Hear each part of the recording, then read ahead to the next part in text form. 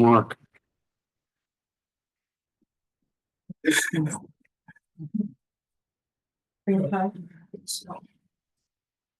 It's not playing. Where's the music? Good evening. The date is March 3rd, 2025, and the time is 5:30 p.m. I'm calling over tonight's work session. Please note for the record, the time was set for each agenda presentation and support to please stay on time. Thank you. First up, Mr. Brian McCain. Thank you, sir. So real quick on the city updates, and I'll turn it over to the lobbyist as soon as I'm done.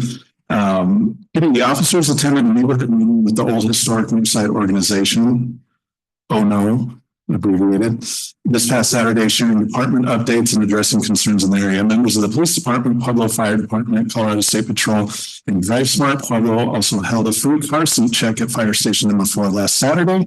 Certified technicians evaluated seat fit, proper placement, and answered community members' questions. The next free car seat check event will be Saturday, April 5th at Fire Station 2 in Eagle Ridge. Pueblo Parks and Rec, only a few spots left for lifeguard certification class during spring break. Registration ends March 6th this week.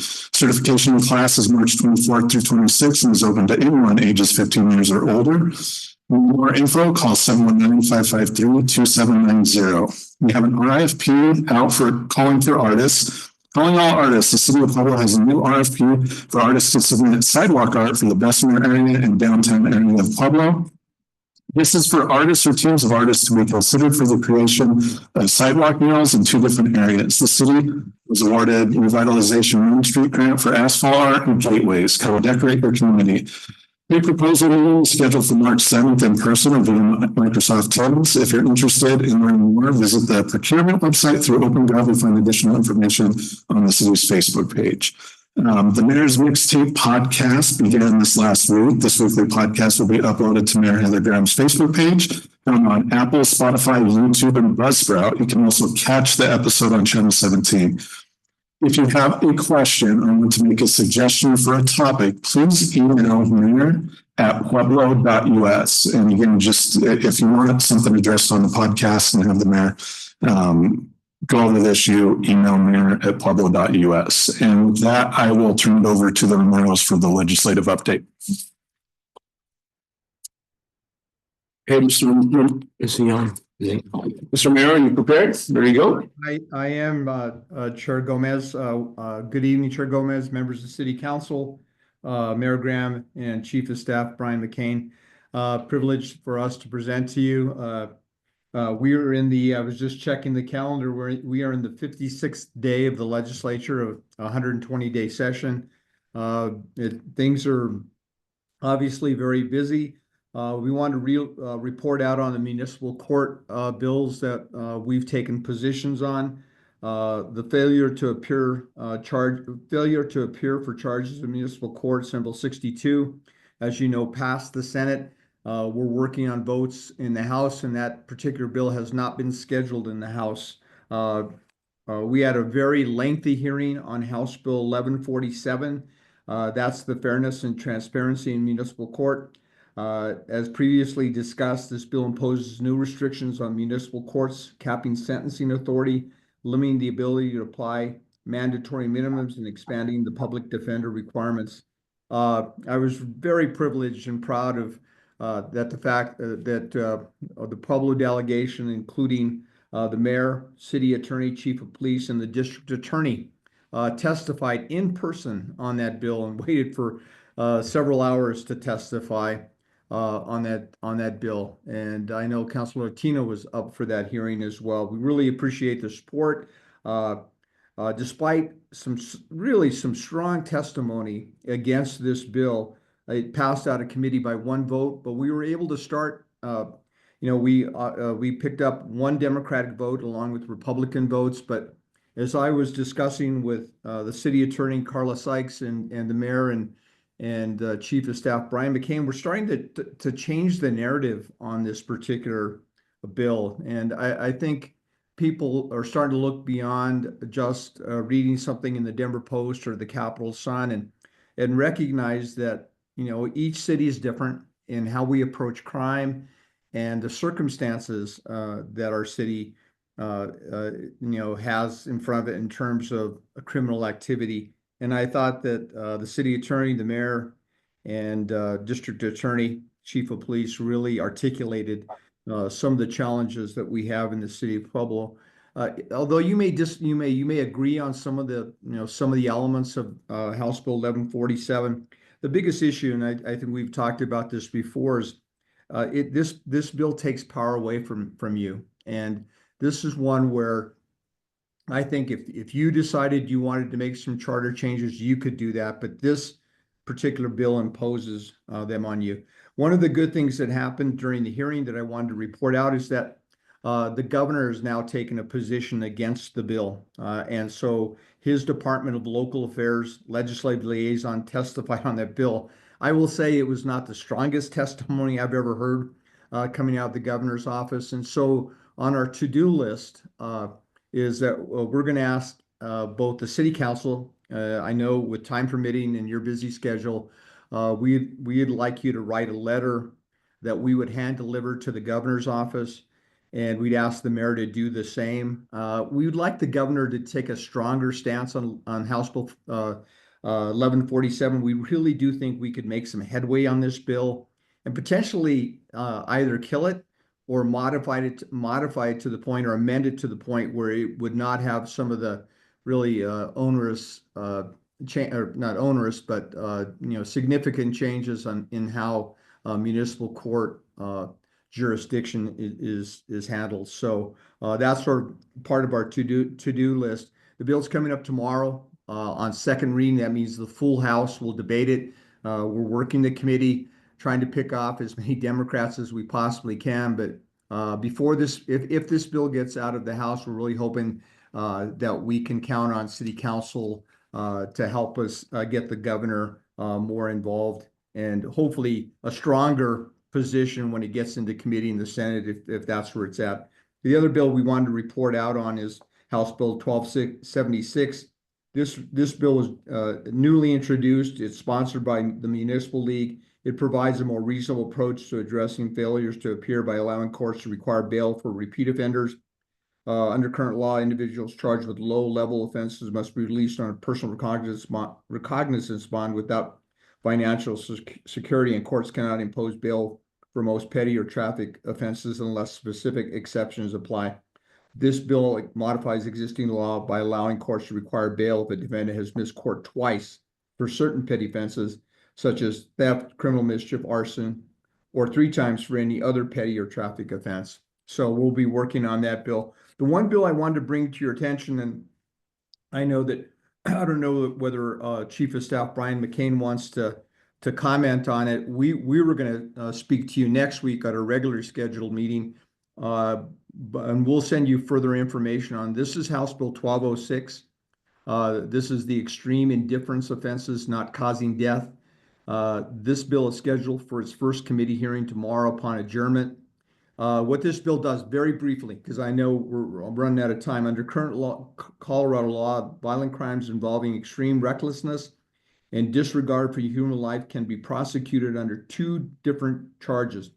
Attempted first-degree murder, extreme indifference to human life, when someone tries to kill others in a way that shows no regard for human life. This offense is currently a Class 2 felony. And then the other aspect of this that would be changed, and as I said, these changes are specifically to attempted first-degree murder and first-degree assault.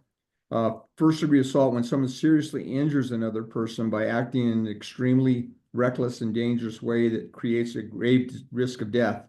Unlike attempted murder, this charge does not require proof of intent to kill, only that the person's actions knowingly put lives at risk. This offense is currently a Class 3 felony.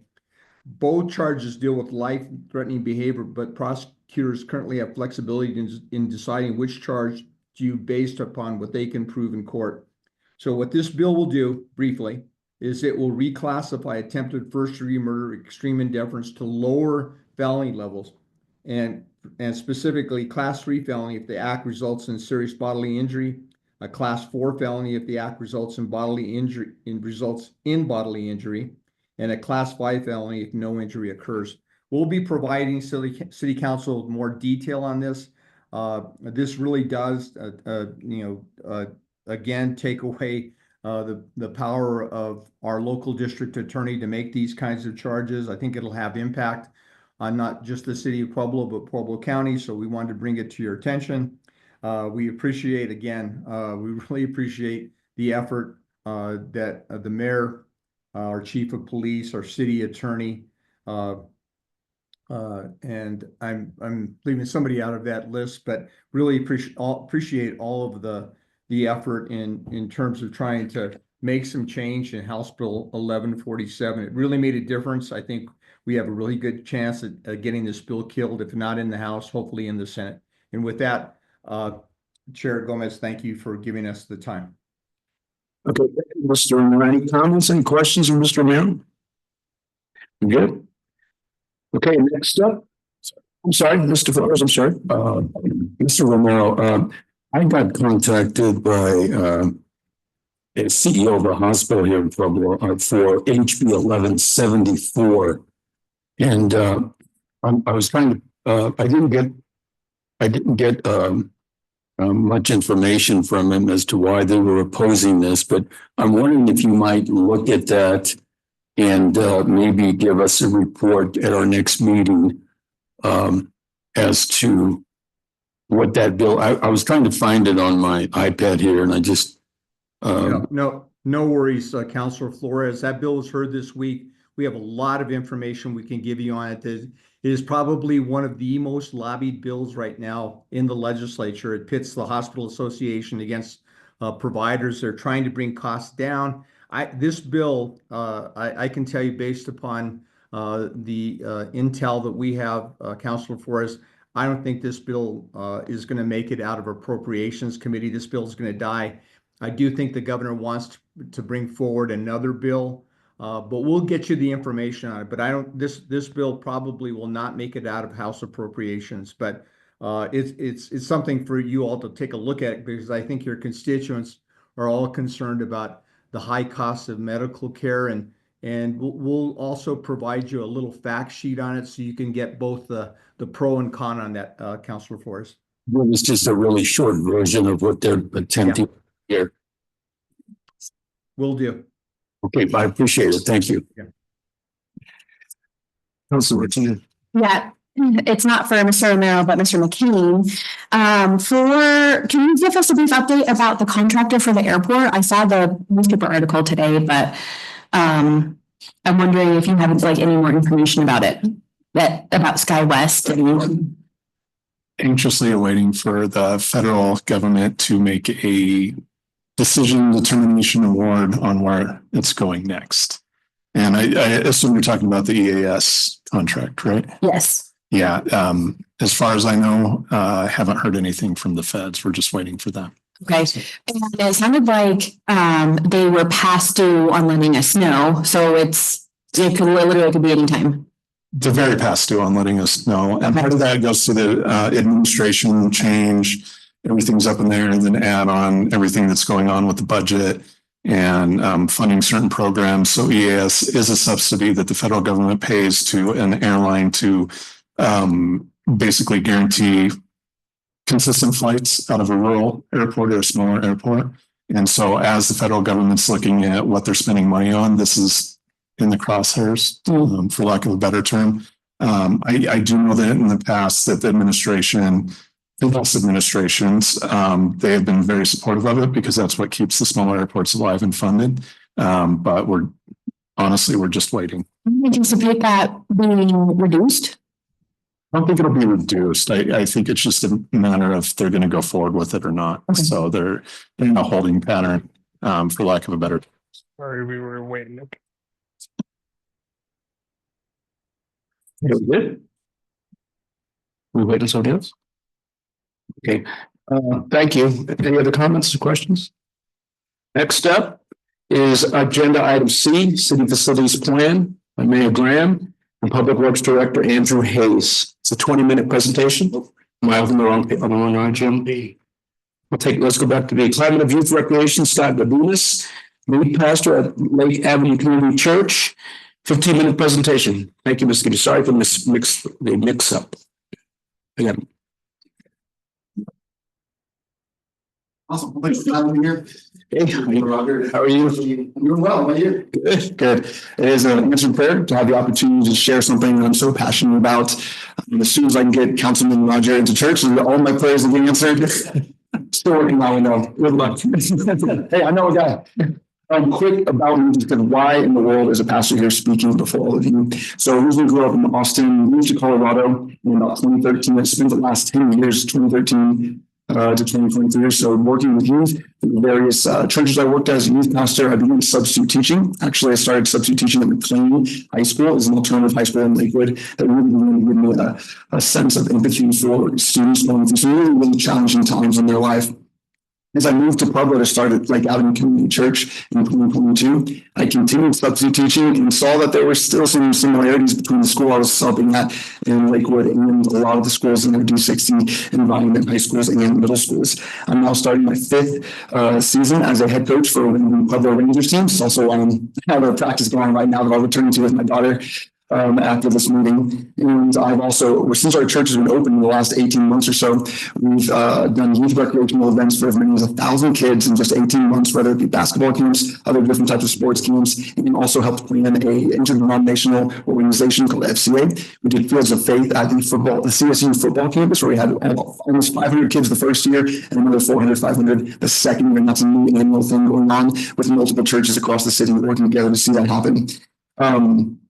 So our church, we also currently have many mentoring opportunities with the football team at Central High School, the basketball team at Central High School, and the wrestling team at PAA. And so really my involvement in youth recreation here in the city, it continues to expand as we learn more and more things and see more opportunities to invest in these kids and these young families. The goal today is to give all 3 quick points on some observations on the climate of youth recreation in our city, move into how we can integrate youth recreation into some typical economic boost paradigms that I think cities seem to subscribe to, and ultimately finish with some application points on how I can give us some next steps for investing in youth recreation here in Pueblo. So the first thing is simply that we need more facilities. We have Queens del Sol that I think is, we have one bus stop that gets you there. Bus 9 is kind of far away, and it's kind of not necessarily centrally located, given the fact that we have, kids spread out all across our city, and that's the primary place. We have the YMCA, but that's not really close. As far as geography, it's not the best proximity, like we need more places closer. Safety is a big issue. We had a kid who's doing community service at our church. He's a 6th grader at Corin Middle School, and he told me he got jumped by some crackhead at the Bessemer Park or Regulator Park, and he was just out there playing on the playground. And he has a big old bruise on his face, and it's just a bummer. We have Darian Dubar, if y'all know him. He's kind of working on this really cool youth recreation type facility. I believe at the old Sears and kind of Midtown area. There's a school there as well. And he's doing some really cool things, but again, it's a difficult area to get to. And it's not a place you really want your children walking through Midtown to kind of get there as far as what I've seen of it. And so I think there's opportunities for us to create more facilities. I love that we have the YMCA. I love that we have one of the recreation centers. I think county has multiple ones, just east of I-25, but we need more to increase better safety for our kids so they can actually go play at playgrounds. They can actually hang out and have a good time, not to worry about being assaulted, even worse. And just having it in the more proximal location that's easier for people to actually utilize and attend. Other things that we need more community-centric strategies. I like having partnerships with schools. That's something that our church continues to do, is how can we invest in these educators, invest in the families who attend these kind of community hubs that are schools. The YMCA, I think, is doing some really cool stuff, but I think there's opportunity to continue improving, to do even more things, finding ways to support our local teachers, our local families, and not just being a larger business that's operating from, again, a very far distance that unless you have transportation or your pride doesn't prevent you from hopping on the bus, is a difficult thing to get to.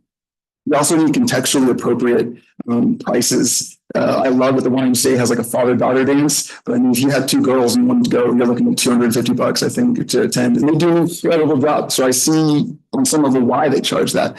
But I think there needs to be opportunities for our community that, frankly, our entire city is on reduced lunch or free lunch, and we're expecting parents and especially fathers. Try to find a single dad in this community who's working hard. It's really hard to get those guys, and for them to pocket out another $100, it's challenging. So we need youth recreation that is also contextually appropriate pricing. And I think Parks and Recs Department needs to think bigger. I met with the guy who's running Soccer House up in the Colorado Springs area. It's an $11 million facility, at least it was when they built it. It's probably worth even more now. And they tried to develop in Blue Pueblo West, and they had some market research that ultimately led them to say, okay, maybe this isn't the best place to do it. But one of the things they said they were really wanting to do in Pueblo, but they ran some gridlock with Parks and Rec, because Parks and Rec would refuse to work with them, saying, hey, if we bring this big business, we bring this recreation center here with giant soccer fields where they now have semi-professional teams bringing economic money as well. Anyway, the Parks and Rec would refuse to use them for their soccer, would refuse to use them for basketball. And I'm sure there's 1,000 logistics and liabilities and reasons why, but the point is, Pueblo missed out on a really cool opportunity to have a massive soccer facility that could be used for a variety of different things, as they currently are doing it right off of, I believe, Lake Avenue or Lake, where it is up in the Colorado Springs area near Garden of the Gods. Rangers fields for the Pueblo Rangers. We have two great field spaces, Minocqua and Langone. And I remember calling the Parks and Rec and said, hey, can we use this field for soccer practice? I said, no, you can't, it's going to mess up the field. And I was like, well, is this a money issue? She's like, no, we just want to take care of the field. And I was like, so if I give you $1 million, you still wouldn't let us use the field. It just seems like we're kind of strapped a little bit, where we don't even have Parks and Rec, I think, vision casting big enough to be able to provide the resources that we need for youth recreation. Honestly, there's an urgent time frame to this. This isn't something that I think we should continue to just put off and say, well, we'll get to it. I believe there is a high priority, because there is mental wellness continuing to suffer amongst our youth. We have the highest rates of depression, anxiety, and mental health that we've ever seen before in our own children. You'll have 14 to 18-year-olds now double the rate of depression than adults. I've personally counseled on 3 occasions where students have committed suicide or attempted suicide. All of which just at one high school. We do a lot of stuff at Central High School, where our church is near located. And it's just really, really depressing to see that our youth are continuing to just suffer in this way. And there's really no other alternative, no other outlets that I think are being as effective as they need to be to help bring this systemic mental wellness down and reduce the significance. We have cyberbullying happening at every single school. If you go onto Instagram, you look up Barstool and type in the name of any high school in the city, you'll get to see where people are just literally gossiping and tearing each other down and finding the worst possible things to say about other athletes at competing schools. And it's absolutely disgusting, not to mention the gossip accounts that exist, that are student run potentially, that just have the most disgusting, horrible things that if your children, your grandchildren are reading, it's terrifying to think what they could be thinking of themselves, what type of self-harm they might do if they ever allow such lies to take root in their heart. And so there needs to be a place where there can be safety. There needs to be a place where building children's self-esteem. There needs to be an opportunity for kids to explore their confidence and develop and have a safe environment. I'm an idealist a bit. Please you have to forgive me on that. Lastly, we have the crime continues to be, unfortunately, increasing on some levels. There has been a dip in 2023, which was nice, but from 2019 to 2022, I think we had the percentage of youth crime go up by like 23% or something like that, potentially attributed to COVID and everything like that, and kids being boxed in and wanting to get out. But we still have violent crime. And we had a 13-year-old get arrested 2 years ago for a very heinous crime. And we have our youth detention centers. I think Pueblo, last time I checked, was 10 beds. And so now we're having, corrections officers having to decide who do we release, who do we keep in. And it's just like the crime is continuing to increase. Statewide property crime has gone up in minors. And it's just terrifying to think about the fact that like the juvenile recidivism rate is like 50 to 60% for a child who commits a crime and is arrested. And if it's a violent crime, this is as much as 80%. And so now we're literally we're actually building another prison right off of Pueblo Boulevard, which is, my daughter asked me, like, is that a good thing? I was like, well, it's more jobs. So that's positive, but it'd probably be better if our city were building more libraries. I would probably say something different about how our town is going and how the land is being used in southern Colorado. Lastly, concurrent city paradigms, I believe, investing in job recruitment is a big part of seeing our economy boost. I firmly believe that we can attract bigger employers, attract bigger companies to come here when families want to live here. You own a big company, you want employees to live here and work here, but they look at the schools and say, wait a second, this might not be a safe place for my child. And so you're not going to move to this town. So why would the big companies want to come open a business here or open up a manufacturing plant when they know that no one's going to move here or even stay here very long? We talk about infrastructure spending, which is great to have phenomenal roads. It's great to have good plumbing. Bessemer definitely needs it. We flood quite a bit, but a road is only as good as the place the road takes you to. And frankly, no one's moving to Denver right now because of the immaculate roads. They're necessary. I get it. It's like buying tires on a car. It's not the sexiest thing, but you need them. But we really got to be thinking about where these things taking you to. Putting out fires versus preventing fires. Are we having reactive care? Are we simply investing in more ways to help care for someone after they've, gotten into some type of crime, after they've shot up, and now we're trying to give them some kind of OD medication? Or are we looking toward preventative measures and trying to find ways to actually prevent the fire before we're actually having to deal with burn tissue and scar tissue? Recreational tourism. On some level, I'm guessing, forgive me for not being as educated in this area, but our city does care about that a bit. I think we just put a whole bunch of money into having like a rafting thing or something in the river. And I'm guessing that's to get more people to come be touristy and do cool recreational things. So on some level, that's valuable. And clearly, youth recreation can connect to that, which I'll apply again more later at the end. Increasing public safety. I referenced juvenile recidivism. We really want to see that, there's less and less crime happening from our youth, because that's a great predictor of how much crime is going to happen as an adult. For an already strapped police force, I have people in Bessemer who are like, oh, I'm not even going to worry about the home alarm. The cops can get here fast enough. And that's not an indictment on the police. That's just saying that we are really stretched in our town. And so why would we want to take measures to create alternative pathways and preventative measures, so we're not constantly having to just play catch up the entire time with our kids' lives that we're putting at stake here? Ultimately, a couple things here that I think we can do to apply this and integrate this into our policies and philosophy. We need to support Indigenous entrepreneurs, local businesses, local business leaders. I spoke with many students and asked them, how many want to be business leaders? And granted, they're young, so maybe they're a little over optimistic, but they all raise their hands. I want to own my own business, which is such a cool thing to hear from the youth in our city, that they want to be business owners. But then we find out that there is a mass exodus. The youth don't want to stay here. Most of these kids do not want to stay in Pueblo. They want to go to bigger and better opportunities. A couple love their families. They can't imagine leaving, which is amazing. I want to help those kids build Pueblo and do some really cool things. But we must stop the youth exodus, and we need to create more opportunities to invest in these kids, so that they can start entrepreneurial opportunities, they can invest in local businesses here for our city and build our economy up a little bit more effectively. We need to create more mixed use environments. This is a common thing that we're seeing in some of the more modern cities across our country that are doing really, really well. Places like Dallas, Fort Worth, Boston, and Kansas City. They have all these incredible places where you have sports and residential and commercial all put together in a simple area. I would love to see we have the potential for that with Lowe's, Whataburger, and Unicor Field over there, and all the basketball stuff right there. Like building more places like that where someone can be at the big football tournament and we can go get a burger or Whataburger or something like that, and then we put an apartment or something, whatever we need to do to continue creating more mixed use spaces to boost our economy. Lastly, focusing on the freemium model for recreational tourism.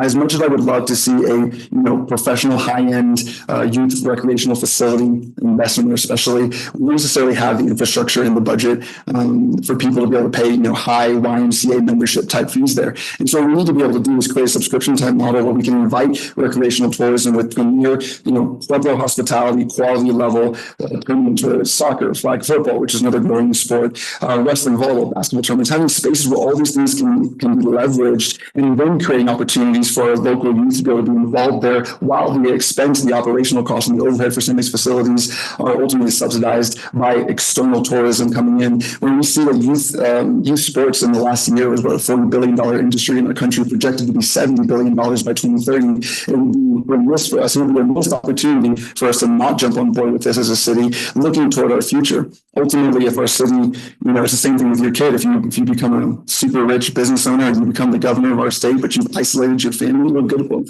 you accomplished? You've lost the children, you've lost the next generation, but you've accomplished your goals. Our city cannot simply look to the present concerns without looking to the future concerns and longevity in the future of this city. Ultimately, I would hate for Pueblo to die out, and I don't believe it will. The people here persevere. I've only been here for 2.5 years or so, and I've seen the history. I've met the people here, and they're not going to quit giving up. And so I implore you that you continue to work hard. You're doing awesome. It's an honor to be here. Don't give up on your kids. Please allow them to be a high priority in all of your philosophies and all of your meetings and everything we continue to do and invest in as a city. Thank you very much. Thank you, boy. I thought I talked fast. I'm trying to get it all in. Yeah, pretty good. Councilor Tim, thank you. Let's go. Thank you for taking the time to come over and talk to us. I worked in Jefferson County. I worked with Charlie McLean. Okay. And athletics has been a big part of my life. All right, as an athletic director in that school system, in those big schools, et cetera. We have a complex here at Runyon. They play baseball there, they play softball there, and they can play soccer there. We also just finished contributing to a facility at Central High School where they can play soccer, male and female, okay? So those facilities are here. Then on the west, excuse me, on the northwest side of town by the state hospital, there's the Rangoni Field. They play soccer there. The facilities are here. We talked about El Centro de Quinta Sol.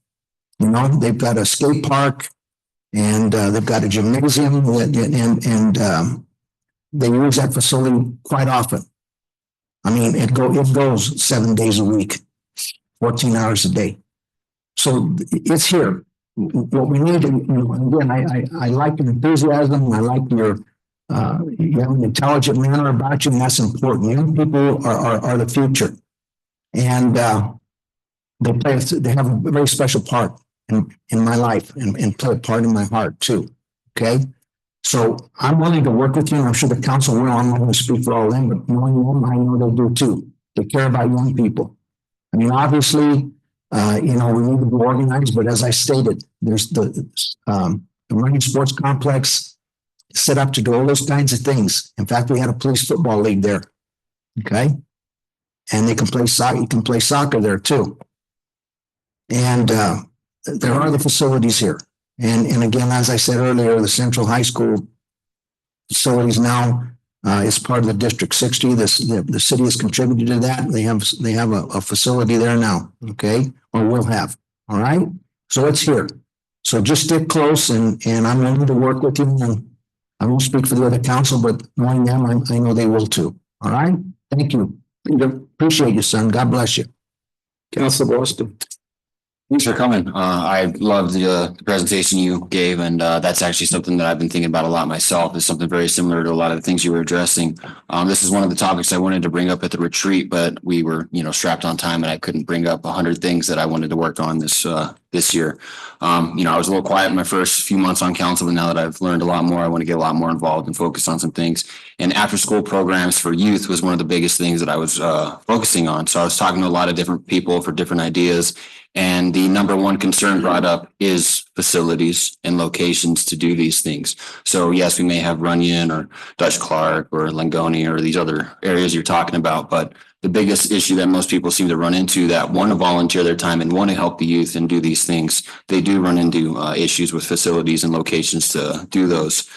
So if there's anything we can try to do or find more locations or more people that have property that may be willing to, donate or help, or, maybe there's some sort of, deal we can work out. I would, definitely be willing to, meet with you again and try to find ways to do those things.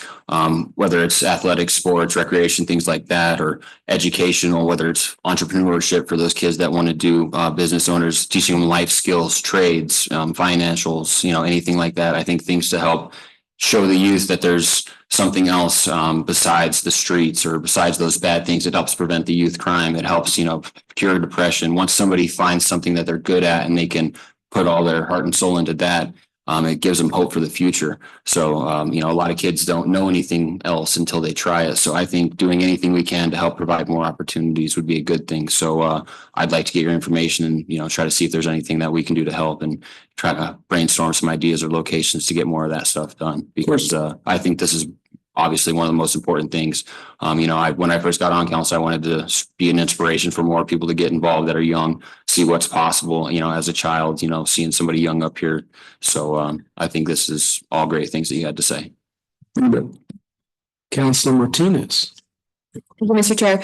That was a lot. And as someone that works with young people, I think that investing in our young people are so important. I think that we've spent a lot of time admiring the problem. And let me tell you, I want to remind the folks at home that the city actually has spent a lot of money actually investing in a lot of after school things. Like, for example, did you know that to Councilor Latino's point, there's actually going to be a soccer field a turf field actually, that's going to go up near Central High School And it was a conglomeration between the city, the Pueblo Urban Renewal Authority, and School District 60, which is going to be open for the students and the community, actually. It's going to be a turf field. There's also a teen center that's at Central High School that's open from 3 p.m. to I think like 7 or 8. You don't have to be affiliated with Boys and Girls Club. You can actually, and the city actually invested in that. The city used ARPA funds to open up a teen center. And we saw a lot of really great students use that during the summertime, and they're still in operation at the teen center at Central High School, actually. Your point about businesses, the Latino Chamber actually has a whole program for middle school students to, it's a paid internship really, to learn about business development, marketing, a whole bunch of great things during the summertime, and you get paid for coming up with your own business plan.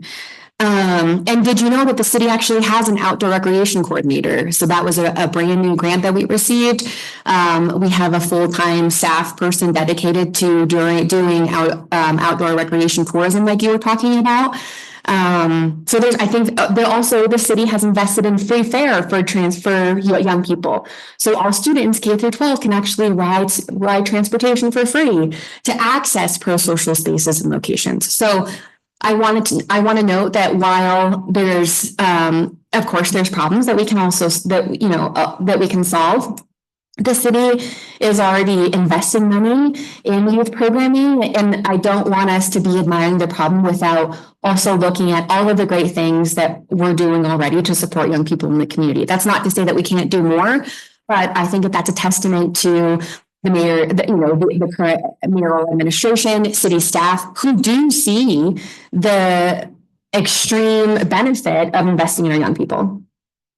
You know, I'll just respond to anything that people are saying, but I need to say what. Yes. Okay. I'm aware of Langoni. I'm aware of a lot of things happening at Central. You cannot get on Langoni unless you are having a tournament. I'm aware of Central. I believe that was ultimately led by TJ. And I believe our city put money into it. I don't know if they put the majority of money into it. Not that that's no small change. Our city is definitely trying to get more funds.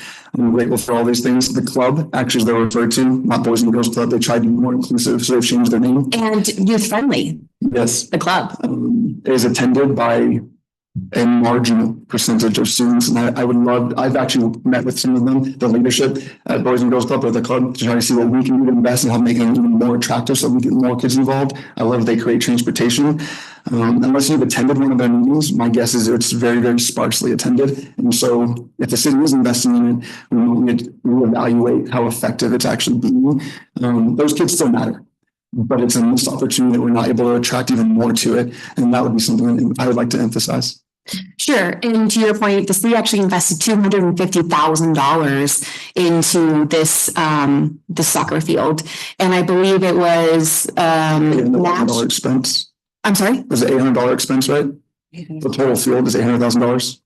I think it was a little bit more. Yeah, it's all a third, and a third. So Urban Renewal, City of Pueblo, and the district. Very cool. Which I'm so grateful for. I just don't know how many people are publicly using, let's say, Dutch Clark. They do D60 on field. And I'm so happy and excited for Central, and TJ is incredible. He's actually leading my soccer practice right now. And so I am totally aware of that. And I think it's a symptom of our city caring about that, and a side effect of, or a signal that our city leaders care about investing in that. So to me, that is more positives and definitely something I'm aware of, but I say, why stop there? Unless what I'm hearing is that we have enough and we don't need to do more. No, that's not what I said. I'm saying that I'm saying that the city has already shown that that we want to invest in our young people, that we care about our young people, and I don't want to get so tunnel visioned on only talking about the problems, because while we may have a lot, we are wanting to invest in time, money, resources into supporting our young people. For sure, and I affirm that. I mean, you imply that y'all are not. Thank you, sir. Councilor Flores. Yeah, thank you. Thanks for that report. I wanted to clarify a couple of things. We are building the new jail in Pueblo County, but that's because the old jail is no longer usable. It's a sick building. So it's not like the crime is raised to the level that we need part 2 now of another prison system. That's not the case at all. This is going to replace the original jail that was built. It's going to come down. It's going to be raised. So I wanted to clear that up. And then the second thing, I have been trying for a long time to get the District 60 to come in and tell us the mental health condition of our children. And it's something that's kind of really been bothering me because we get a lot of money for healthcare. Well, not only healthcare, but mental health here in Pueblo. We have some of the largest organizations that are providing mental health along with School District 60 having some responsibility. And we certainly, as a government, local government under a city charter, that's not one of our priorities. And I would encourage you to go to a school board meeting and ask, what is that question? What is the mental condition of our children? Because I can't seem to do it, but I think it would be instructive to you as to what they're doing. And, you know, we have one of the largest mental health clinics in Colorado. We have the Mental Health Institute. We have addiction recovery nonprofits. I mean, we have, I can't even imagine what the kind of money that's coming in. And the question is not only what are you doing or what is the condition of our children's mental health, but what are you doing about it? And tell us how successful you are in doing it.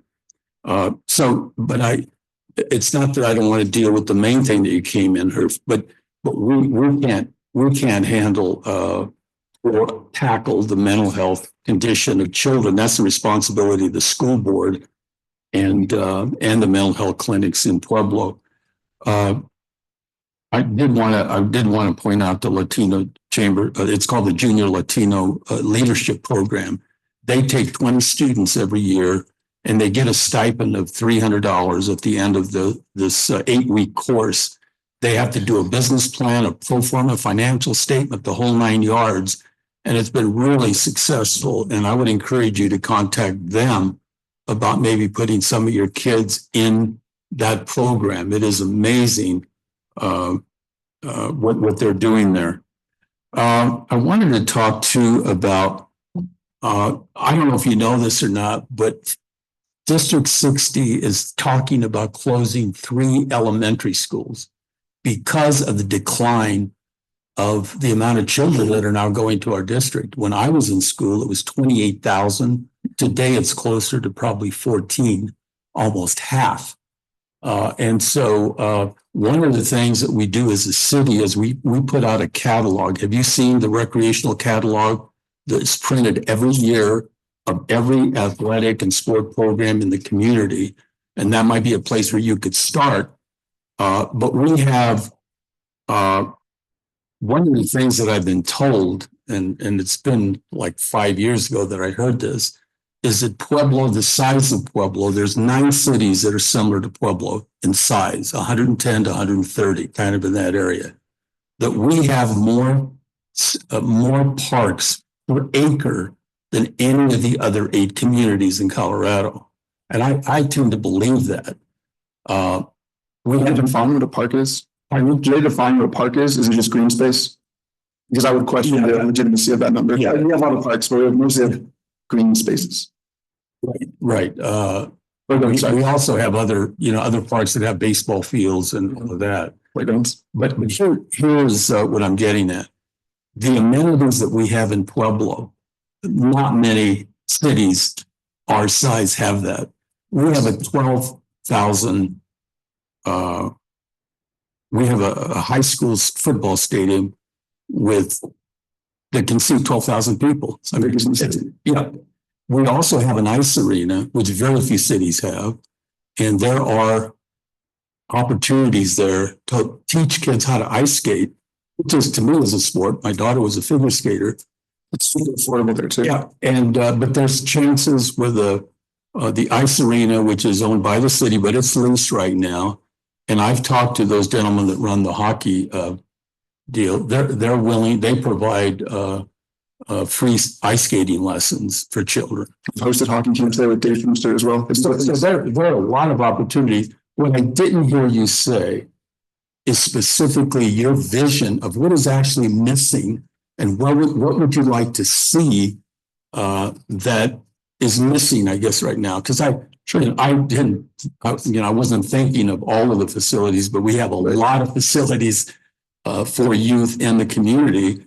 And somebody needs to do a catalog of all the things that are available in Pueblo and then come back and give us the vision of what you think's missing. Sure. I can tell you one thing. I mean, I wish we had, a centralized Olympic-sized swimming pool, which we don't. And that, that's been dreamed about for a long time with a community center. And that's one thing that people are talking about, but we're talking $55 million to do that. But I think it would be instructive for us to have a reconciliation of everything we do have. And then somebody come and tell us, this is what's missing, because I'm not sure it's missing and maybe it is missing. But I didn't hear you be more specific about what that thing is that's missing.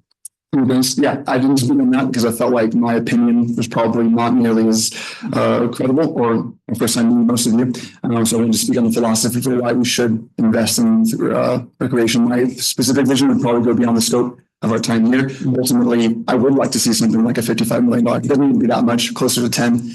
That employs an indoor arena that can be multi-purpose, multi-use, and a mixed-use environment like our South Pueblo Boulevard area that's already being built up and doing some really cool things there as well. I'd like to see it multiplied on a smaller scale in other areas as well, where you can have turf and you can also have volleyball and basketball and more things like that.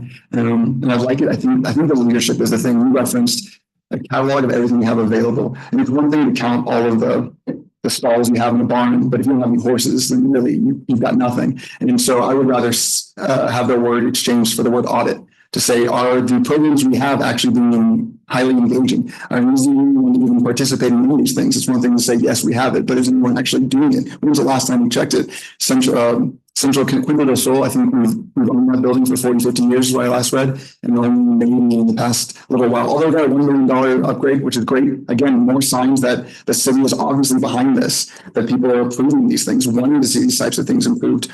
And so I think more facilities and leadership that says, how do we make this community centric? If I was in charge of the YMCA, it would probably look a little bit different. The YMCA, I think, is a great facility that has a rock climbing wall. It's always clean for the most part. When you walk in there, you feel like you're in a nice place. It's very challenging to get to for some of our friends in Bessemer. It's very challenging to get to for people on the Lower East Side, unless they have a car or they have the time. And in a lot of these parks, I don't know if you have any grandkids, but if you'd be willing to let them be unsupervised in the tons of parks we have, please let me know. At this point, my 8-year-old and 7-year-old daughter, I would not allow, simply because of the fact that I would be worried that something could happen to them. I mean, hearing from Nico, a 6th grader, and seeing the bruise on his eye, he was like, it's not a big deal, it happens. Or another basketball player who told me he had a drive-by when he was trying to play outside. And I was like, man, if only there was a place where these kids were much more protected. We can't do everything. And there's 1,000 symptoms to get there. But I would be happy to share that vision with you on a more concrete level. I just didn't want to take up our time just talking about my personal opinion. Right. Thank you. Thank you, Dennis. Okay, Councilor Aliff. I'm sorry. Yeah, that was some good information. And, I applaud you for what you're doing over there in Bessemer and citywide, and think that that's great. I mean, one of the biggest conundrums we have is that I think when a lot of us were young, growing up here in Pueblo, we didn't have 1/10 of the recreational space and the things that are available to kids today, right? I lived a block down from Columbian School, and the neighborhood kids would all get together every single day whenever we got out of school or every weekend or whatever. We go down to the ball field there. We play kickball, football, whatever we could. They had basketball courts, all kinds of recreation. And our moms told us, you get home when the street lights come on. And that was the time to get to the house. But it's really changed. I drove by Columbian the other day, and I told my wife, I said, this used to be the ball field. This is where the basketball courts and the tetherball and all the other stuff is. It's all gone. There's nothing there. there's a field kind of in the very back, but you know, nothing for those neighborhood kids to go to. You know, we talk about clubhouses and places for kids to go after school. I mean, we had a clubhouse. It was over at Danny Johnson's treehouse. So everybody would gather, and that's where we got our stuff. So what's really the issue here? What's really the issue is that do we not have enough facilities, or have we become just so dysfunctional that the only way our kids get to play is if we throw them in the minivan and take them to a soccer camp or whatever deal it is.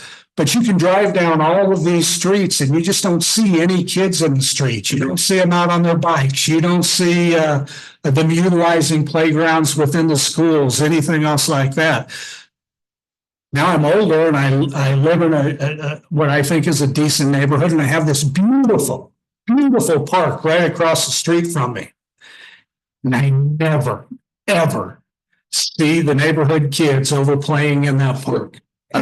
It just doesn't happen. You know, all I see is people walking their dogs, adults, while the kids are at home on their PlayStations, whatever it is. If I could speak to that, Mark. Sure. I mean, I remember being a kid too, and I had a group of friends I go play with. And my guess is when we went to that clubhouse, he made up some fun games. He told some silly stories. Lights came on. Maybe you went home. Maybe you didn't quite. You had autonomy. And the reason the video games have increased in such prolific rate is because children have is the only safe space for autonomy. If you see 5 teenagers wearing hoodies sitting in the parking lot or sitting on the playground by themselves, your first thought is, I bet they're playing tic-tac-toe. You're thinking, oh my gosh, are they about to do something bad? Most of the kids who gather in the streets, again, the cops called on them. I had a kid who was skateboarding in a church parking lot, not ours. And a guy tried to hit him with his car multiple times and cussed him out, saying, you shouldn't be here, kid. There's plenty of skate parks you can go to. And he said, the pastor let me stay here. He was hit twice.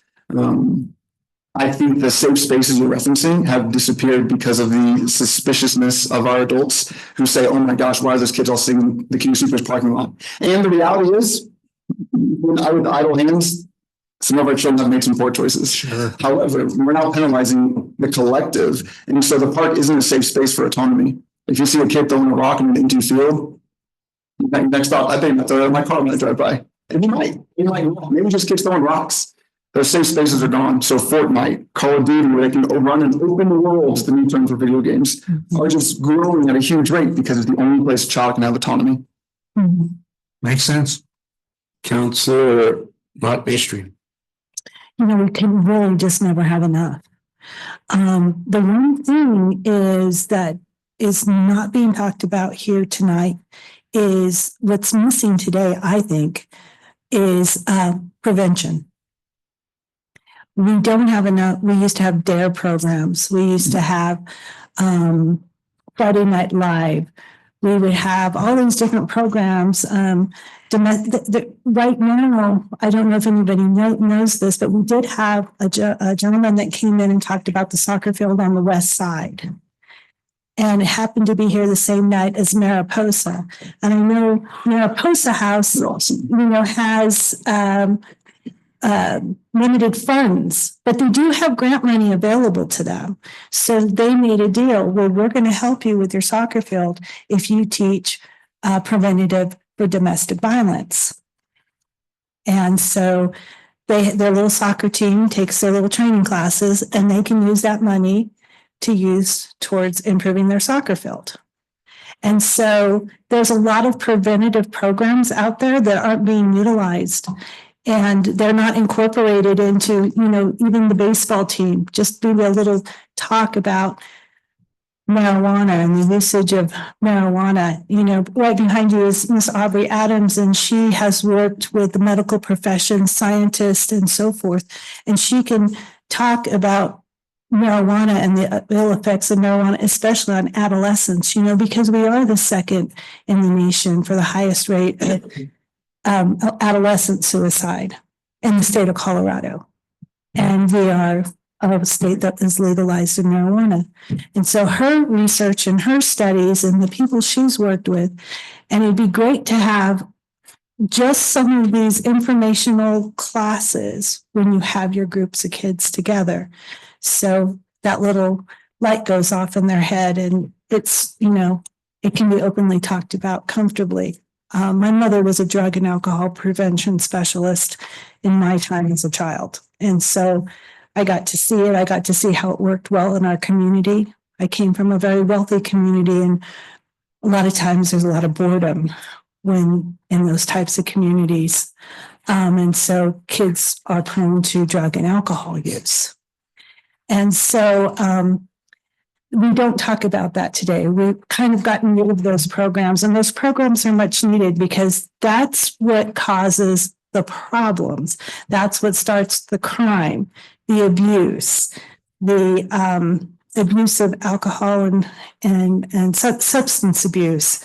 And those are that's what's really detrimental to the children, right? When they've fallen prone to narcotics and substance abuse. And so It's a drama for sure. yeah. And so that's another thing that we need to incorporate into all of this. Yeah, I really thank you for your emphasis on preventative care. I think that's absolutely something that needs to be focused on. And I believe everything you're saying. I was in DARE. My uncle was a DARE officer as well. But I really think youth sports are a heavily attractive model as well. With Counselor Flores' suggestion with mental health in children, those are the things that, because now that's when they've hit the breaking point. And that's where the decline really comes in. So Missed it at that point. Yeah. So there's Ms. Adams, maybe you might want to meet up with her and she can come in and teach some of the kids that you have in the groups that you have about the ill effects I appreciate it. Thank you. of substance abuse. You're welcome. Okay. Councilor Tini, you have something else? Yes, thank you. I would suggest that you get in touch with Stephen Meyer, Mike Sexton, and Tamara Moore from the city. And they're great people. They're operating the recreation programs in the city, and they're doing a great job. And I know they'll be willing to work for you. The city just purchased not too long ago the athletic fields out at Dog Patch. Okay, there's a baseball field there. There's a softball field there. Put them on buses. We'll put your kids on buses, our kids on buses, and get them out there. There's a place to play right there. Risley can play at Risley. I know we can work with the city. I know the athletic director of the city. We can work our school district, our Pebble City schools. We can work with them. They're more than willing to work with us, but we have to have a plan. We can't go into anything without a plan. And so my first suggestion is Stephen Meyer, Mike Sexton, and Tamara Moore. Okay, they're the directors of Parks and Recreation. Stephen's executive director, and then Mike is the deputy. Okay. Mike Sexton is a basketball coach at Centennial High School, so he's got a great deal of compassion and love for athletics and sports. He's still coaching. Okay, they all do. So that's what I'm suggesting. You had a question. I'm sorry. I was wondering if they would be willing to open up Langone for like the Pueblo Rangers because they're trying to build a $6 million. You need to talk to them. Okay, I can't answer for them. I would assume knowing them that they're going to do anything they can to help young people. Okay, that includes the ice skating rink down the street here. Okay, these are all city facilities, and people are willing in this communities. The people are willing to work with young people. I know they are. Okay, so put a plan together. And I'll help you. You'll get in touch with Mike Sexton Stephen Meyer, Mike Sexton, or Tamara Moore. And again, I'm more than willing to help any way I can.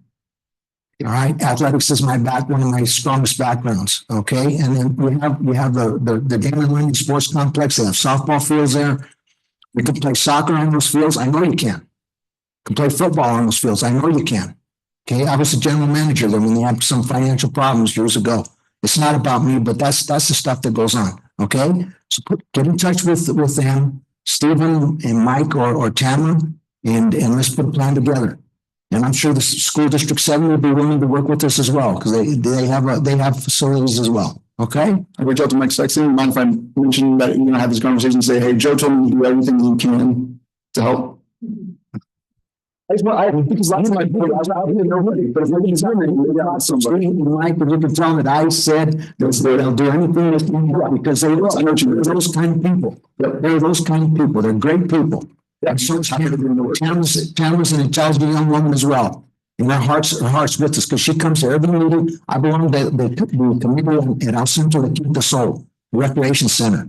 Okay. And county nurse at every single meeting. It's awesome. On that recreation facility. And like I said, the city owns the complex now where St. Anne's is. There used to be the facilities there belonged to St. Anne's, the baseball, softball complex, and they play flag football. They play football there too. So that's another field we can use. As long as it's outside. I mean, As long as the weather's good. yeah, as long as the weather's good. I mean, you know, and I'm sure we could actually work with the university because they have an indoor facility, and I'm sure they'd be willing to work with us. It's tough. It's tough. Well, again, they have programs going, because I was there this weekend, and young kids working in that facility, that indoor facility. Okay? So you have to have a plan. You have to have a plan. I mean, everything you said is great, but you have to have a strategic plan. 1, 2, 3, 4, 5, 6. Okay. I guys don't have to jump in here. You're running out of time. Real quick, this is an important work session. We have every member on the dais ask questions. So this is nothing we've done in the past, thing we'll be doing in the future.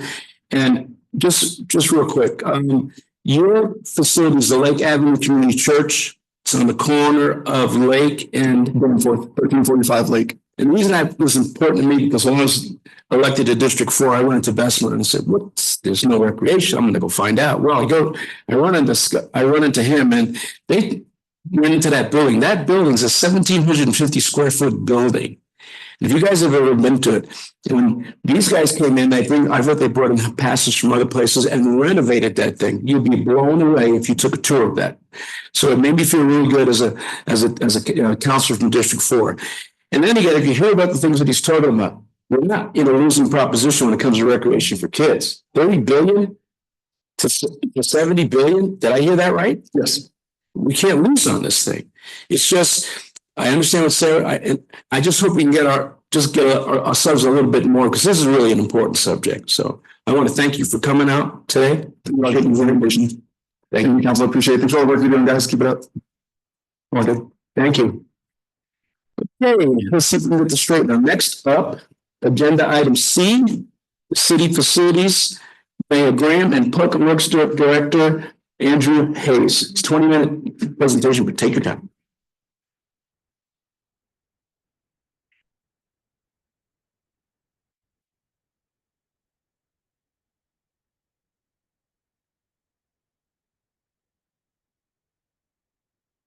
I'm stuck in off over here. It's good to do again. Thank you. Not this one. You worked there.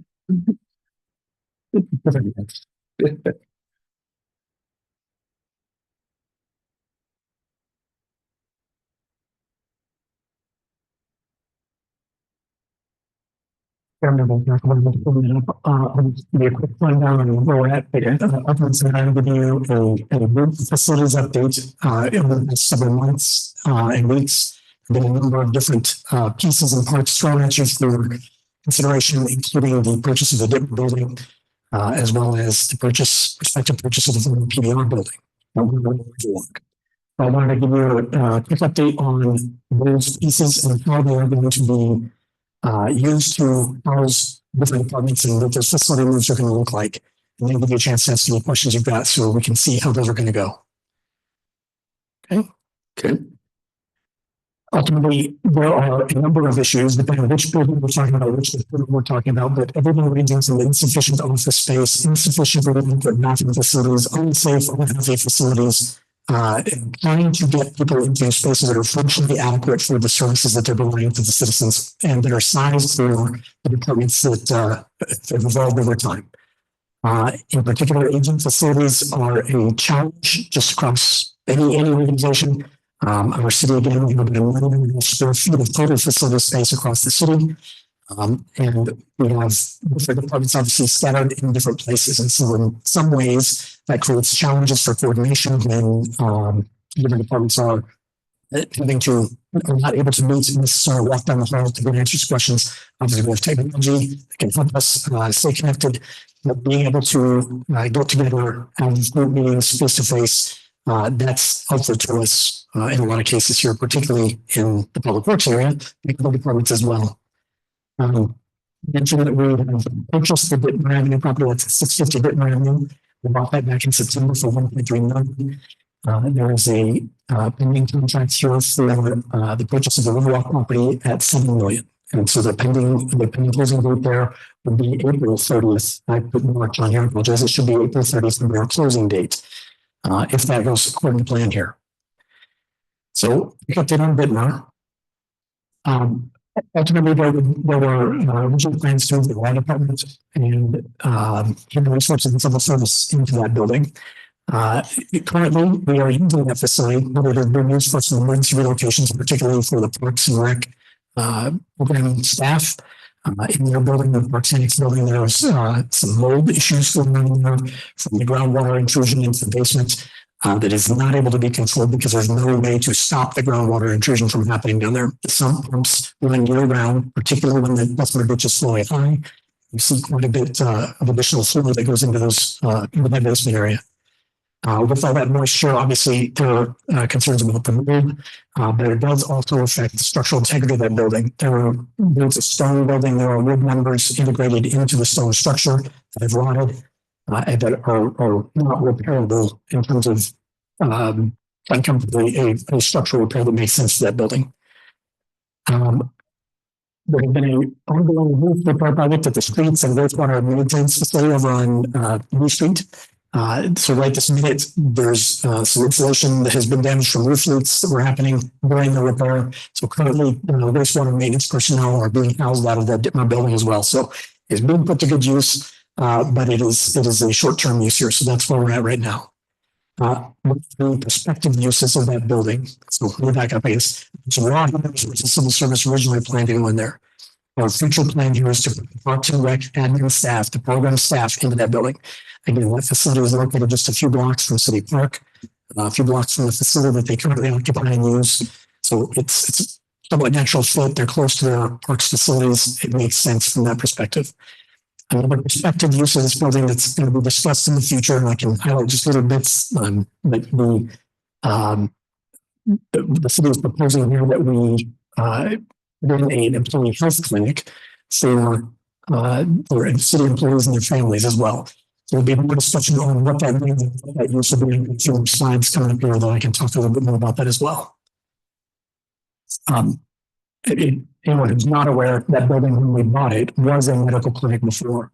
So in some sense, that's beneficial that we are putting it back to kind of its intended use and minimizes the amount of additional renovation that we require in that space to make it functional for that purpose. Again, here's some information about the employee health clinic, but essentially there's about 1,800 personnel, 900 city personnel, city employees, right? But about 1,800 total people that might benefit from this facility, including city staff and their families. The clinic will be to handle issues from occupational health to preventive care and other things that would be in there. Again, this is something that would be discussed in more detail. That's not the purpose of tonight. Just to give you a sense of what might be in that space. That's what this is trying to show. We've been talking about this, and we've come back up recently here with the workplace. This is a building in which we can consolidate several departments into. And I've got a summary slide that'll show some of these moves, so you don't have to memorize anything. But essentially, civil service, finance, law, human resources. Not fire revenue. I think that they're going to promote. But public works satellite. So through this public works staff that work in community development, work closely with planning would be co-located there. For those that don't know or are not aware, that basement floor that the city currently owns, there are two condominiumized units, units 1A and 1B on the basement floor down there that's unfinished. So we've had different conversations about that space and selling that space. Long-term plan would be that the city would sell that. We have an LOI right now. I don't think it's under contract yet, but an LOI is out for the prospective sale of that property. So the bottom two floors that walk out to the Riverwalk would be sold to another user in the long term if the current plan sold. The top three floors have been bought by private buyers since since it was owned by PBR. And the city will be buying the top three floors, which is unit 2 of that building. Again, if all the plans hold here. These benefits here, again, we really, multi-department, consolidated municipal, service facility. And so everybody that would be going in there from sales tax, the one that's missing there is sales tax and finance, sorry, it's up there. Finance and sales tax, planning, and housing, public service and HR, the, departments are grouped in. Again, I'm gonna, sorry, sure. I'll show you that, sorry. The total, about 45 square feet, about 30,000 of that is in the top resource. That's the net additional space that would be gained. The 10,000 square feet again in the basement would be sold to another user. There is a, there's some common area in the building or managed under an association. That association will continue to be needed if we're going to have split ownership in the building so that the two entities can share the common area costs. Just a quick rundown, I'll run through pretty fast, but planning and housing would occupy second floor. So what that means is planning would move from 211 East B Street and its current location where we're located with Public Works. The housing office that was located or is located out, we're located with the county on the east side of Iron. They will move in as well. And so planning and housing will be consolidated together again. And ultimately that kind of makes the merge of those two, the department and the division that happened last year. Public service would also occupy the second floor on the west end of the former PBR building there. This was a former print shop in this area. It's got some open spaces there, make playroom for the testing requirements that civil service has, and have to go to another space or use a different, bigger conference room for that purpose. Finance and accounting, or sorry, we've got this divided into finance accounting and finance sales tax, but ultimately the third floor will be finance. So in here, you've got both ends of the building on that third floor would be the finance department. So I would occupy the first floor on the west end, which is on the east end, closest to Indiana. Which I would occupy the fourth floor west end, toward Elizabeth, or the west end back there. So bring the wide chart. This is the tries to show, I guess, the slate of moves that we're kind of proposing in here. Citizen service, development, citizen services division, now we move into PBR. So the next slide here is going to show kind of what happened with the spaces that are left behind there. In addition, we've got the Parks and Rec programs division that would be moving out of our Parks and Recreation Annex building into the Goodman building, as we just discussed. Following these moves, you've got a couple of buildings, Parks and Recreation admin building, building structure. And we've also got the other one with Beach Street, the building which houses HR and civil service would be to access as well. The building that housing will move out of is a county-owned building, so we don't lose anything. We'll just move out of that building. We're currently we've been formal lease expired with the counties, I think 2 or 3 years ago. So then we're just operating under the same the conditions up to this point. But this will allow, again, to move ourselves from that space and be consolidated with planning and housing together. The 211 East D Street facility we're planning would move from would become Public Works altogether. We'll be having our transportation and stormwater staff consolidated in that building and planning, so they're all in one place. So it really brings most of the engineering and administrative functions of Public Works into one building, and it keeps Public Works co-located with its maintenance shops for traffic, for streets, and for stormwater maintenance as well.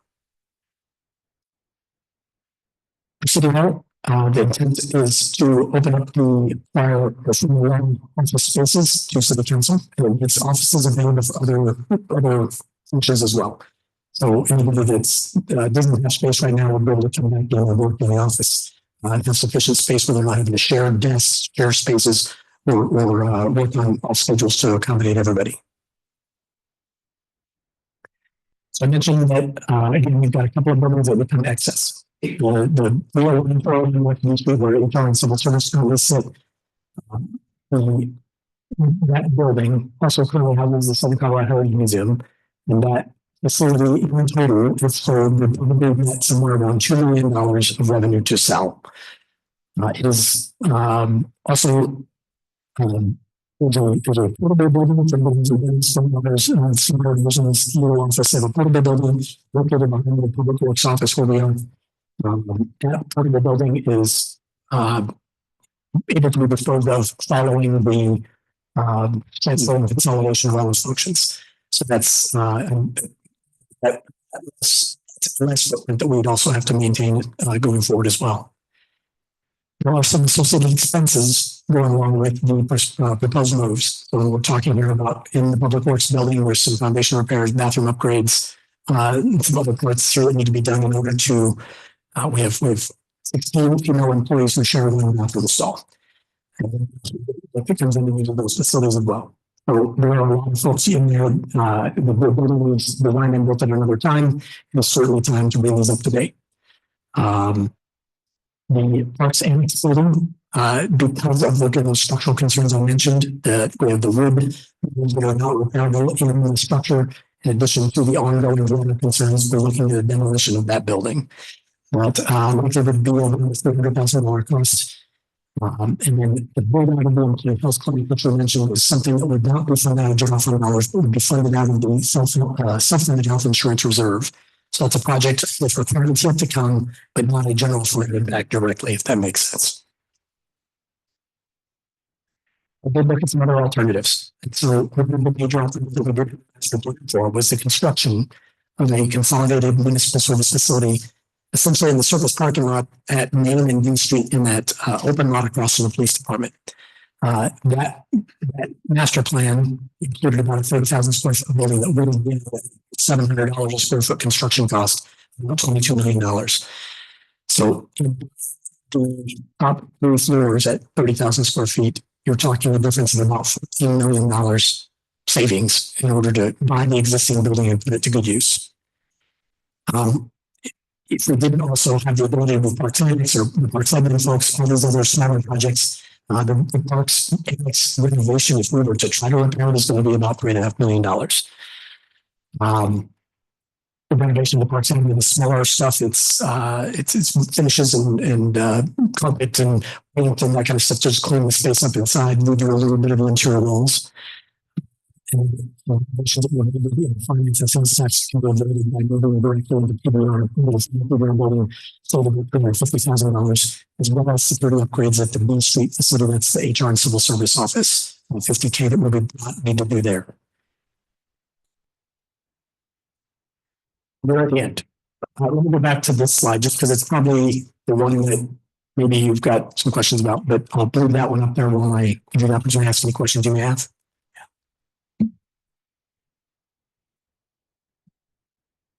Councilor Boston.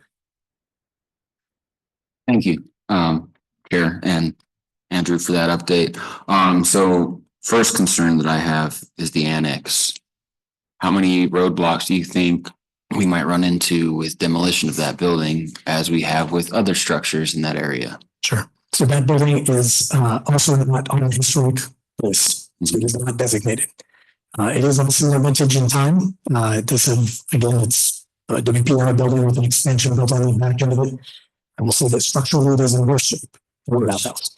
It is though it looks the same from the outside, again with the stone exterior, inside you've got those wood members built into the structure that are going to not be something that can be repaired without just disassembling the building and putting it back together. So that's why that high renovation cost is estimated as something that will be incurring if we're able to try to salvage that building. And it is your recommendation that we do not salvage or put a historical designation on that building?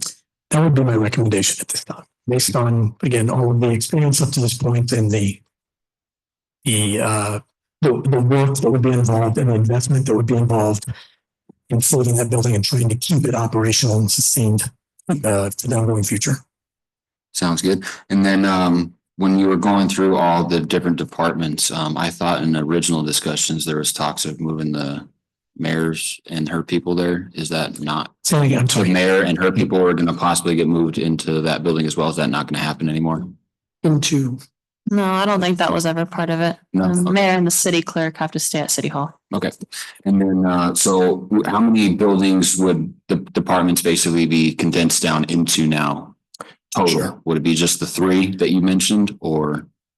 Within the bounds of what we've talked about today, we're moving into Whitmer and we're moving into 1-1 Riverwalk. And I remain with Public Works and we consolidate into, fill the space that planning left behind. So really, we're in those three buildings. Again, that's within the context of these three moves. We haven't talked about other departments and other things. But within the bubble that we're talking about here, three buildings are what we will be moving into. Consolidating down from, and you see, 5 or so. We net have 2 excess properties and we move out of one that we're currently under agreement with the county for using. Councilman Martinez. Yeah, thank you, Mr. Chair. I have a couple questions, Andrew. My first one is, did we pay rent to utilize the county building for that housing department? I don't believe so, but I will check. I don't know the answer to the question for sure. I want to say that there was just a use agreement that was in place to be able to get some efficiency by having the 2 housing departments together at the time. I will confirm that though. I'll make sure. Okay.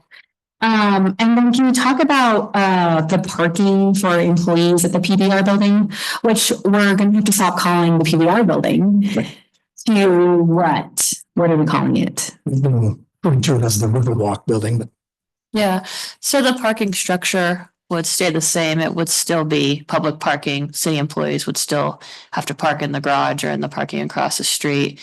That was one of the big issues with that space, is because there's only 80 parking spaces out there. And everybody parks there to use the Riverwalk. The first floor of the PBR that we have, or soon to have under contract, they also have 20 parking spaces. So we're gonna have about 60 parking spaces that will still be used for public use as they've been used for all of these years. And you time that walk. It's like a 2-minute walk. 2 minutes and 11 seconds to the parking garage. Okay.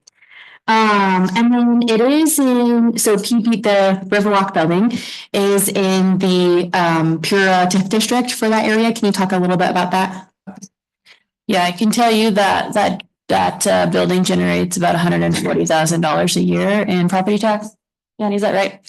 $15,000 goes to the city in our allocation. $65,000 goes to urban renewal.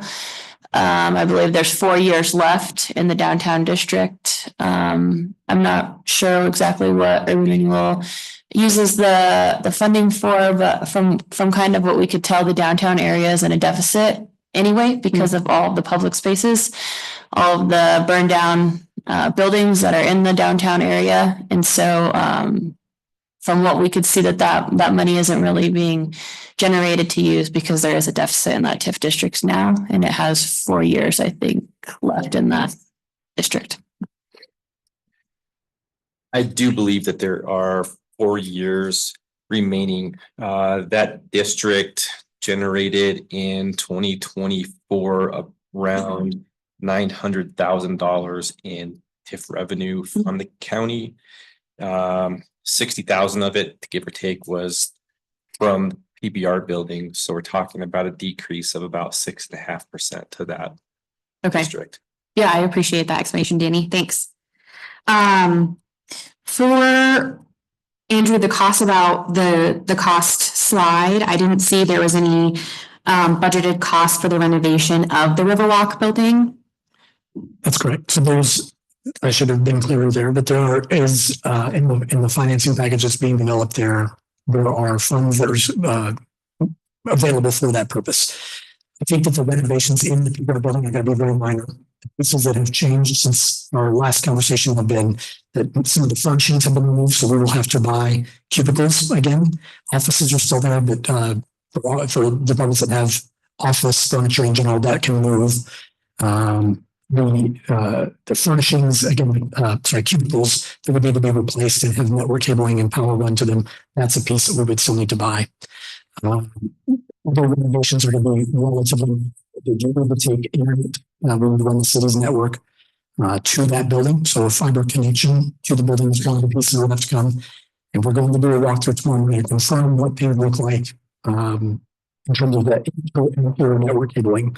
So things have been cut at the wall, where those cubicles have been moved. We're going to have some additional expense to run new cabling, but we're going to look and see what we're at tomorrow. So we'll know more information about what those renovation costs look like. A few other minor things. There's some Essentially, when you walk in the building, you have a central corridor everybody gets to, and then you have two wings that are open right now.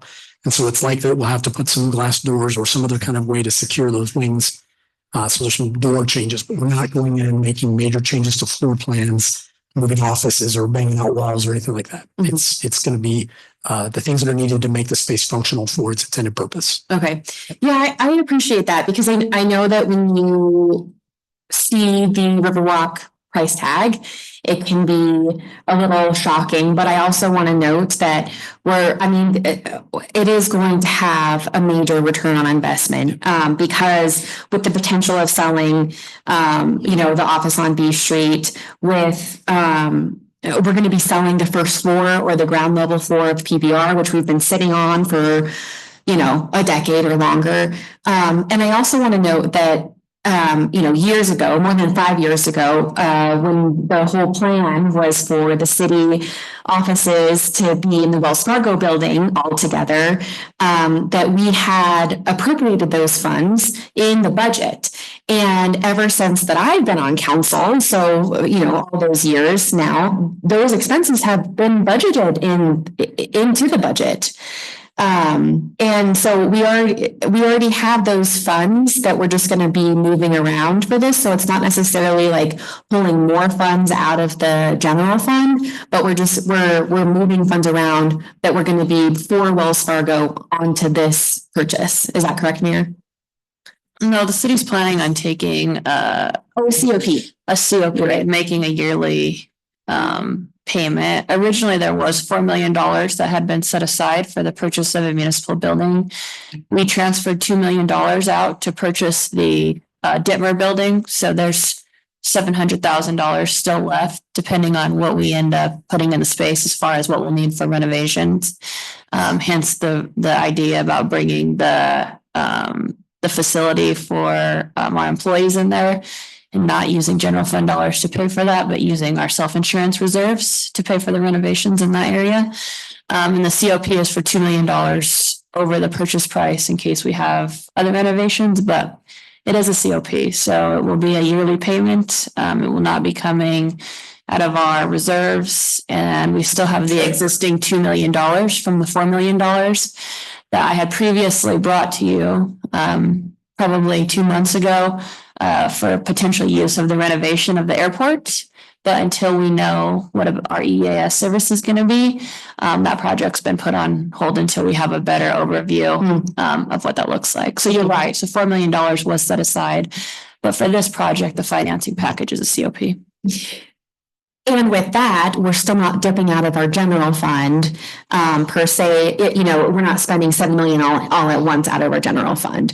It's in terms of a monthly payment. It's a 15-year note, I believe. It's what council approved for us to secure the COP at. Okay. I think that, I guess when I go to other municipalities and visit their local government, all of the government offices are in one centralized building. What I hear all the time from people is, when I have a question, I just want to talk to someone in person and get multiple departments, all in one foul swoop. So I think that this is really exciting. I appreciate the hard work that went into this, the leadership that took this to happen, that made this happen. And I look forward to voting on it. Council Maestri. Yes, the cost savings came at 15 million to not have to duplicate that square footage again. It seems like right now it's a hit to the city when we talk about some of the other things that are going on, but it's really, this is a great buy for the amount of space that we're getting. The one thing that I was wondering about is our IT room at the Pope Building. Yes. Where are we going to, we've always trying to unload the Pope Building.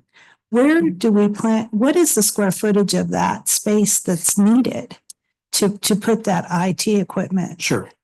So, and again, the Pope Block is not part of the discussion tonight. It's not what I presented, but there is a ongoing concern there with not so much the amount of space required, but more about the function of that space and making sure that that's the same. It's a critical node for the city's communications. So it's not just the city as well. It's a but where several different places interconnect. And so if we're going to sell that building, we just need to have some discussions here about what we want to do to either protect that space, preserve that space for the city, or make sure that we are aware of the costs will incur to relocate those important connections to other places.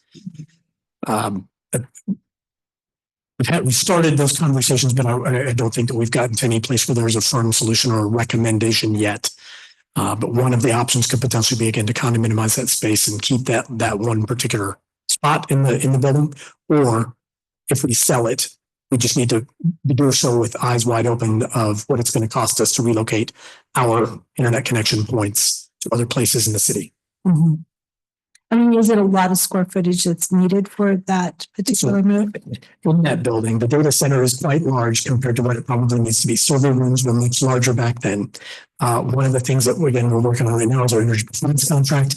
That space is the space in that building in particular we're having them go into to try to right size, to try to optimize the HVAC performance in that space. So we're not spending a ton of money unnecessarily on oversized air conditioning equipment in that space. So there's several things we're doing in the meantime, whether we keep the building, whether we keep that space, or whether we sell the whole thing.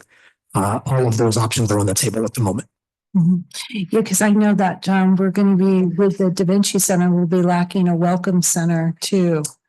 And that would be a nice, I mean, I know that's not ours, that is the Chamber of Commerce's welcome center, but a Riverwalk space would be nice for that because it brings people to the welcome center down on the Riverwalk, and that's when they get to see it.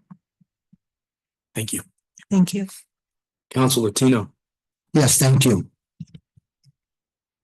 With the facility on Nichols Avenue, it's going to be completely raised. Is that what you're saying? It would need to be.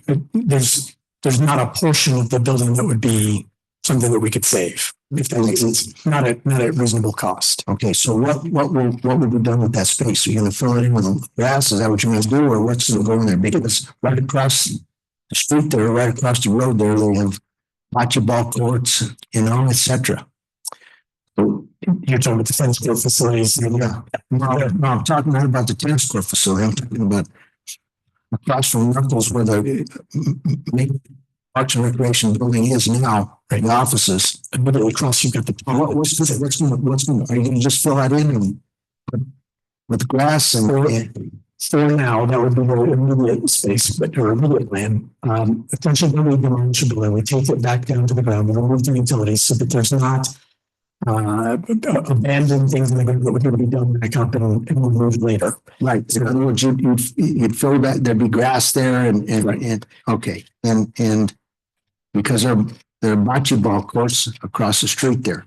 And you've got the golf course in the behind. I'm not talking about the golf course. I'm talking right there. There's bocce ball. You know what bocce ball? I didn't know about bocce ball. Anyway, there's bocce ball courts across the street there. I just wondering what was going to happen with that. You're going to fill it in, and it'll be. So the building footprint would be back. So there's a basement in that building, so it would be filled to bring it back up to grade. Utilities are going to be the service lines. The service lines are going back to the mains. That's typical of what we do for any kind of demolition project that we've got. That would be the rule.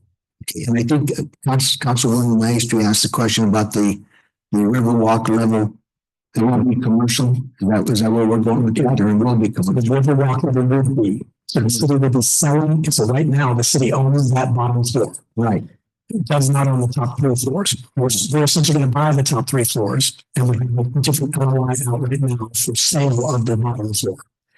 So if we sell that bottom floor to a private entity, it would be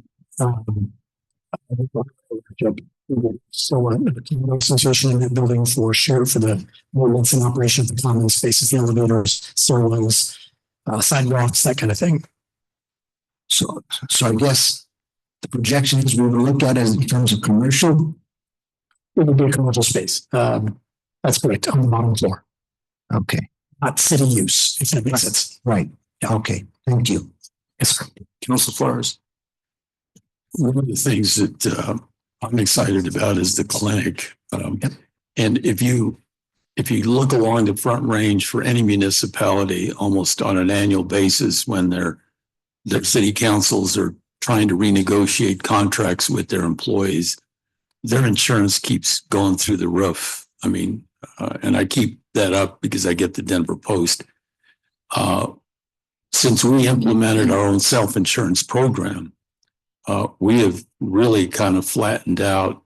We may be the best health insurance program that we have for our municipal employees and anyone along the Front Range. And I think we should be proud of that. But I think the addition of this clinic really holds a lot of potential that it could potentially even improve our loss ratios. In fact, it's amazing how much funding we have in there in a reserve that can be utilized to, prop up this clinic. And that's a lot of people also in our community that will have be able to use that kind of clinic for their families, but it also relieves that pressure of other carriers in the community. So I wanted to point that out because I think that's going to be a great, especially in that building, since that first floor was a reception area to Dr. Kessler and Marin that used to be there before. So I think that, I just wanted to say that that's also another asset, I guess, that the city has, something that's unique. Not all cities do that. Yep. And it's another benefit, I think, that the employees can enjoy. Well, you don't want to get sick, but I mean, they're going to be able to access it with probably on a very timely basis. So, and I'm looking forward to seeing how that's going to improve our self-insured program going forward. And I think it's going to be it's going to help in that area. It's certainly an opportunity for some long-term savings, but there will be another work session presentation coming to give you more details on what that's going to look like. Yeah. I noticed too on 301 West B Street, there looks like there's 4, maybe even 5 garages that is attached to the west of the building. Am I looking at that right? We're not garages. It's just facade on the building. So you've got the main door you walk in to go into the HR civil service, and then to the left there's panels that are up there that are doors probably for the old freight depot. Yeah, I'm not sure if I'm looking at the same thing at all, but essentially they're part of the facade of the building at this point. And so you may have mentioned it and I missed it. This was where the old municipal court was for a period of time. I believe it was the court. I think council chambers were there for a short time when these were being renovated. There's several different things, but ultimately it's settled there. Does that connect to the museum? So it's all one building under the same roof. Between the two, there's exit doors that go between them, but they are sealed closed. So you have entrances and exits for the museum end, and then you have this. What are you going to do with that building? So the proposal is to put it up for sale. The city would be out of that building, so there would be something discussed with the museum and their disposition as well. Okay. Thanks. Councilor Tim. Traffic is currently located over here on the block, and they can actually move some of the stuff by closing of 2 vacancies in those knowledge. There are 4 employees, and 2 of them are vacant right now. So our traffic engineer, the civil engineer, are vacant in the division. So I have my traffic engineering and the admin tech from transportation already in my office. So transit is it's expanded their footprint a little bit. They've moved into those spaces for 1 office remaining in units. We're looking enforcement folks who would count the coins collected from our neighbors and store their equipment as well. So there's 1 office left in there for transportation, but no employees physically seated there right now. Thank you. Okay, I have asked a couple questions. I'm going to respond to my constituency. When they bring up things like, is this just another play? The city wants to increase the city digs for the staff. Number 1, if you want to answer that, feel free. Are we doing it at that time where we don't have a balanced budget and we're crying about money? That was another one. And Where's the revenue generation in any of this? We've got some really extraordinary bills. Can you answer any of those questions? Sure, I think I do, I'll do it again. The alternatives again that we're looking at here. Space for the future of the past, period. City doesn't have adequate space, healthy space for the goals of past. The own employees. Places. Here. Take it seriously and change their health. So there's an approximately staff. So we're not in a building. So we tested it. We tested them twice last year. Hearing in there. Times. The first time I was very detected, but it was not over a level that was prior to the most of which was coming up. Later when somebody tested again, it was to a higher level.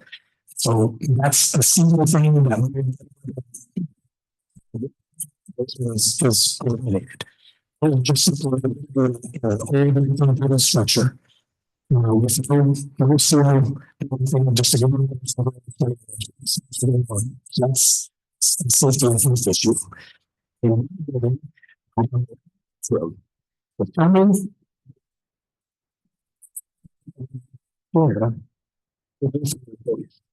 It's not nothing. What do you do? The center is outside of We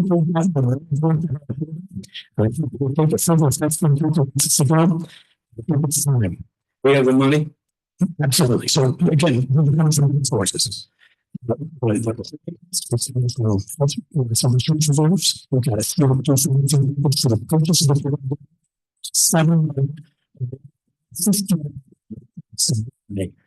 building. And then on top of that, we're waiting for building in an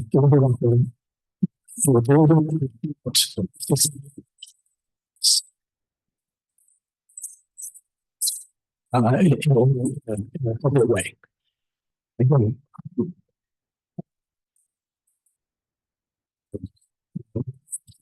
for 20 days. That's understanding for the skepticism. So let's try to come down now and show you. We're starting to for those weaknesses, I can't hold the people that we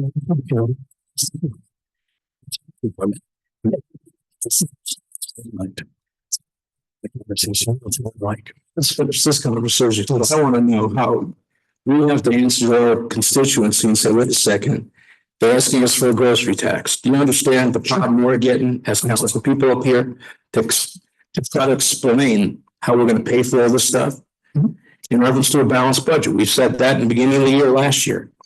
Where are we at with all this stuff? So a lot of the stuff that comes at us, all different fields have got to be answered. And I'm hoping to get some answers on the table. Thank you. Anybody else? Councilor Mike. Well, thank you for that presentation, Mr. Hayes. I understand this is what we have a municipality for, and this is what our revenue is supposed to go to, is to keep this as a well-oiled machine. And keep the offices, keep the buildings and offices and for the employees. That's part of the biggest part of the charter, right? And why we exist is to be able to maintain this city. And this plan here directly does that. So thank you for your presentation. Thank you. Appreciate all your questions. Didn't address the revenue generation. Sure. So a few pieces that will generate some revenue out of this would be the sale of the two inventory in the building. The other buildings again, which continues, sold. It was also some demolition. There's some associated renovation costs and all of the first buildings in particular.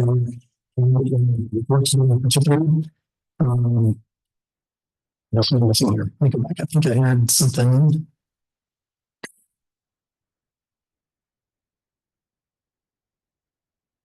The other that's not in the cities is the counties. That's what we're moving out of there. And then I'll verify whether rent lease is a cost saving or not. I did start to go down the path of trying to figure out how much utility savings we're going to have. But what I don't have is how much additional utilities, so it's probably going to be somewhat of a wash. We're losing utilities in 3 free spaces, we're gaining utilities in that Riverwalk building. So there's probably going to be a net balance of the costs in terms of the utility expenses there. Good thing about the Riverwalk building, there's a real building that's only about 20 years old. We're doing the use of buildings that are doing less energy efficient. So I think is that the space there, we're able to save some money on utilities as well, but I don't know what that does look like. Councilor Boston, please. Thank you, Chair. One last question I have is just, so if this deal gets done, you said closing day April 30th, and then there's obviously you need to do the walkthrough to understand what renovations need to be done. Correct. When do you think departments would be able to start moving in there and maybe all departments would eventually be housed here? Sure. It's going to take a little bit of time. So I'm not to go through those clear dates. I would say that the earliest we're talking about is maybe 2 months forward where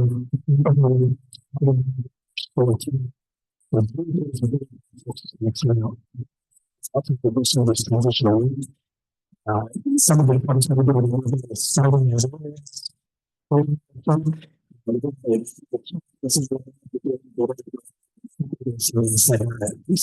we're looking at the time we started meeting today about that.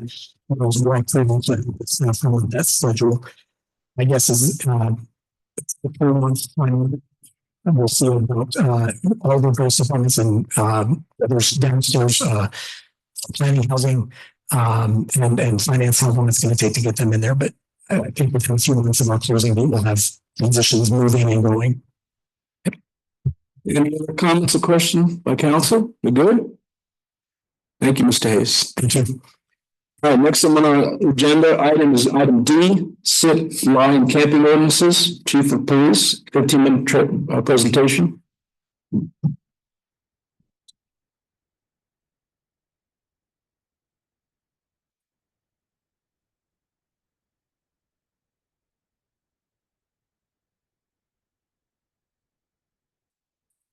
Session Chair, member of the council, Madam Mayor.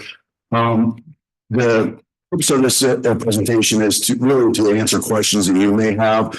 I will kind of go over at a high level what these ordinances will do, and I'll have Sergeant Garcia, who's the sergeant of our DICE teams, explain maybe how that works on the street, and kind of what they've been doing, and then we'll open it up for questions. So the first ordinance that I would like to discuss is the camping ordinance.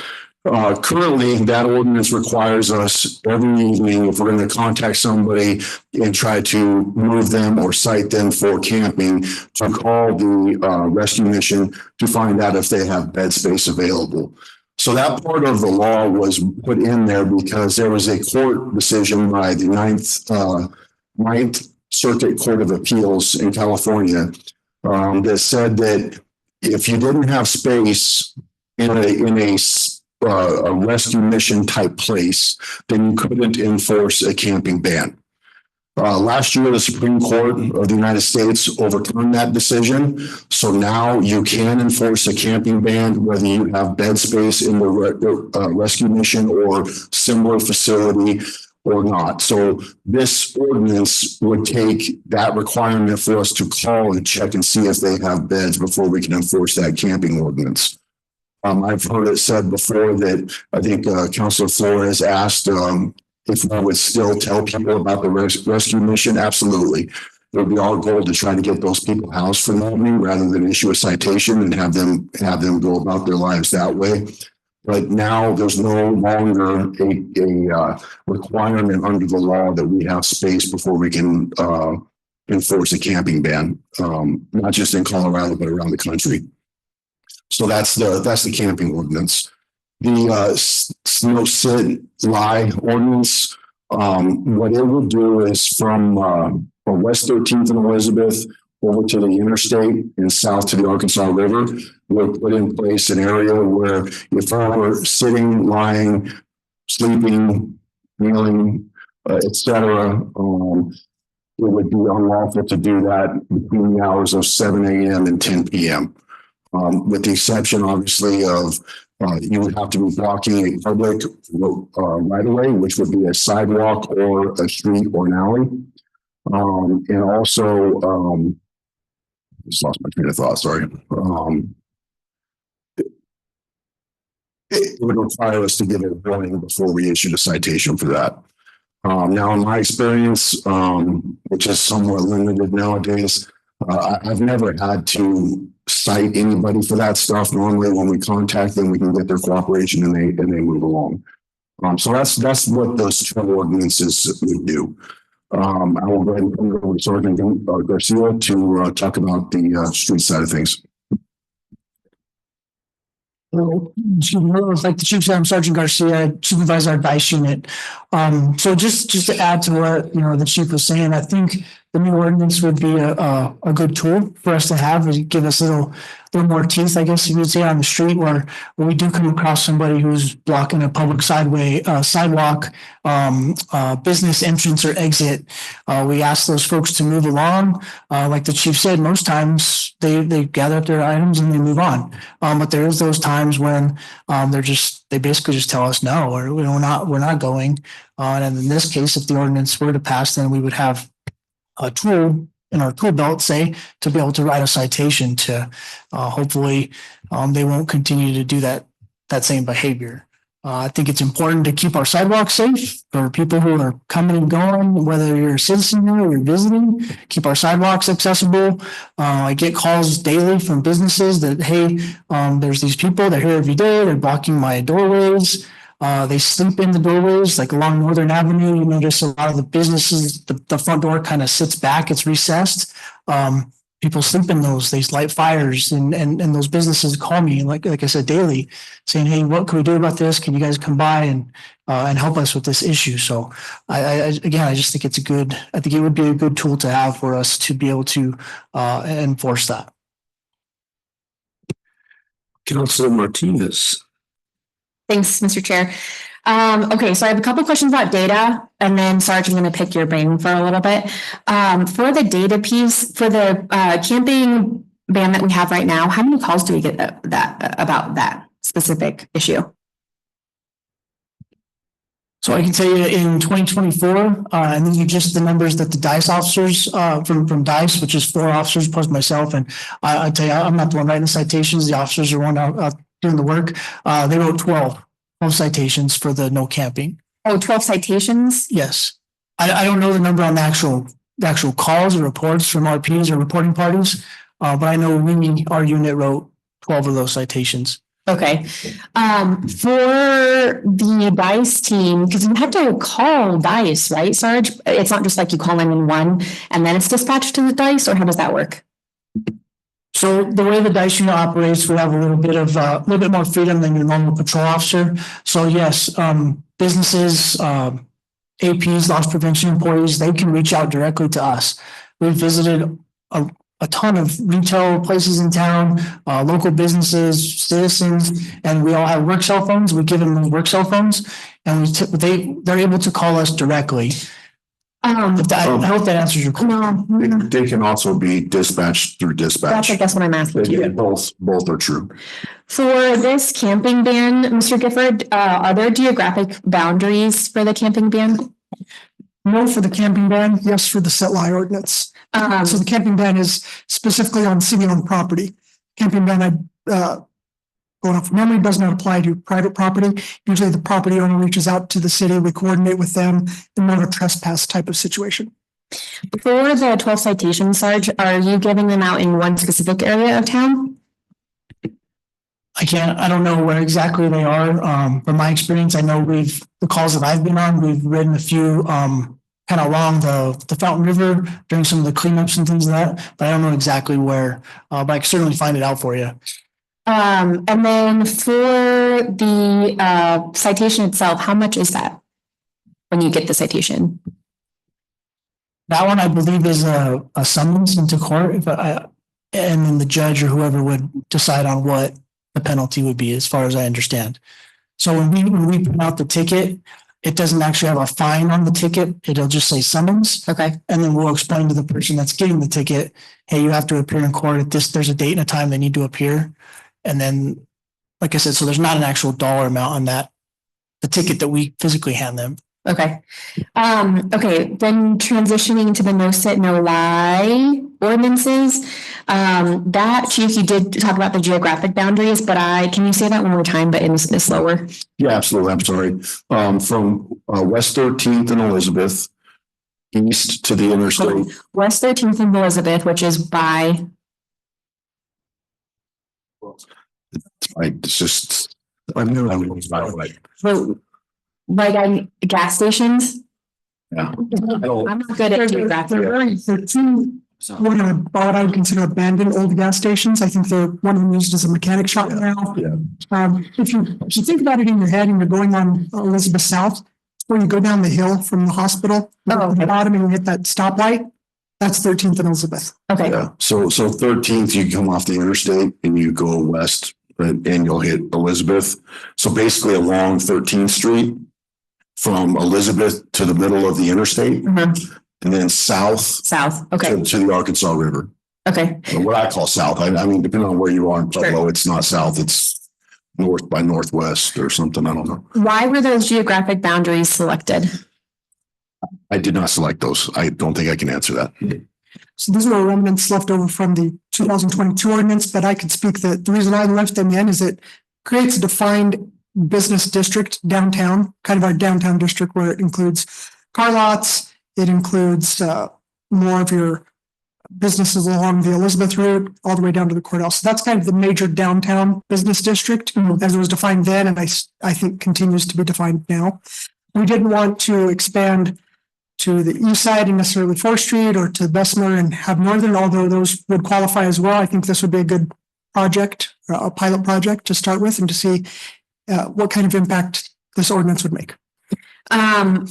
For other cities, can you name, Mr. Gifford, what other cities in Colorado have passed similar things? Yeah, off the top of my head, I know Durango and Colorado Springs have had one last month, well, now January. Colorado Springs expanded theirs. Theirs is downtown, if you're familiar with Colorado Springs, Tejon, Nevada, that area. Mhm. It's expanded over to the east a couple of blocks. I think now it's going, Wasatch, that area. So they're expanding theirs. They've obviously seen success or feel they need to expand it to have greater success. So those are the two cities I know off the top of my head.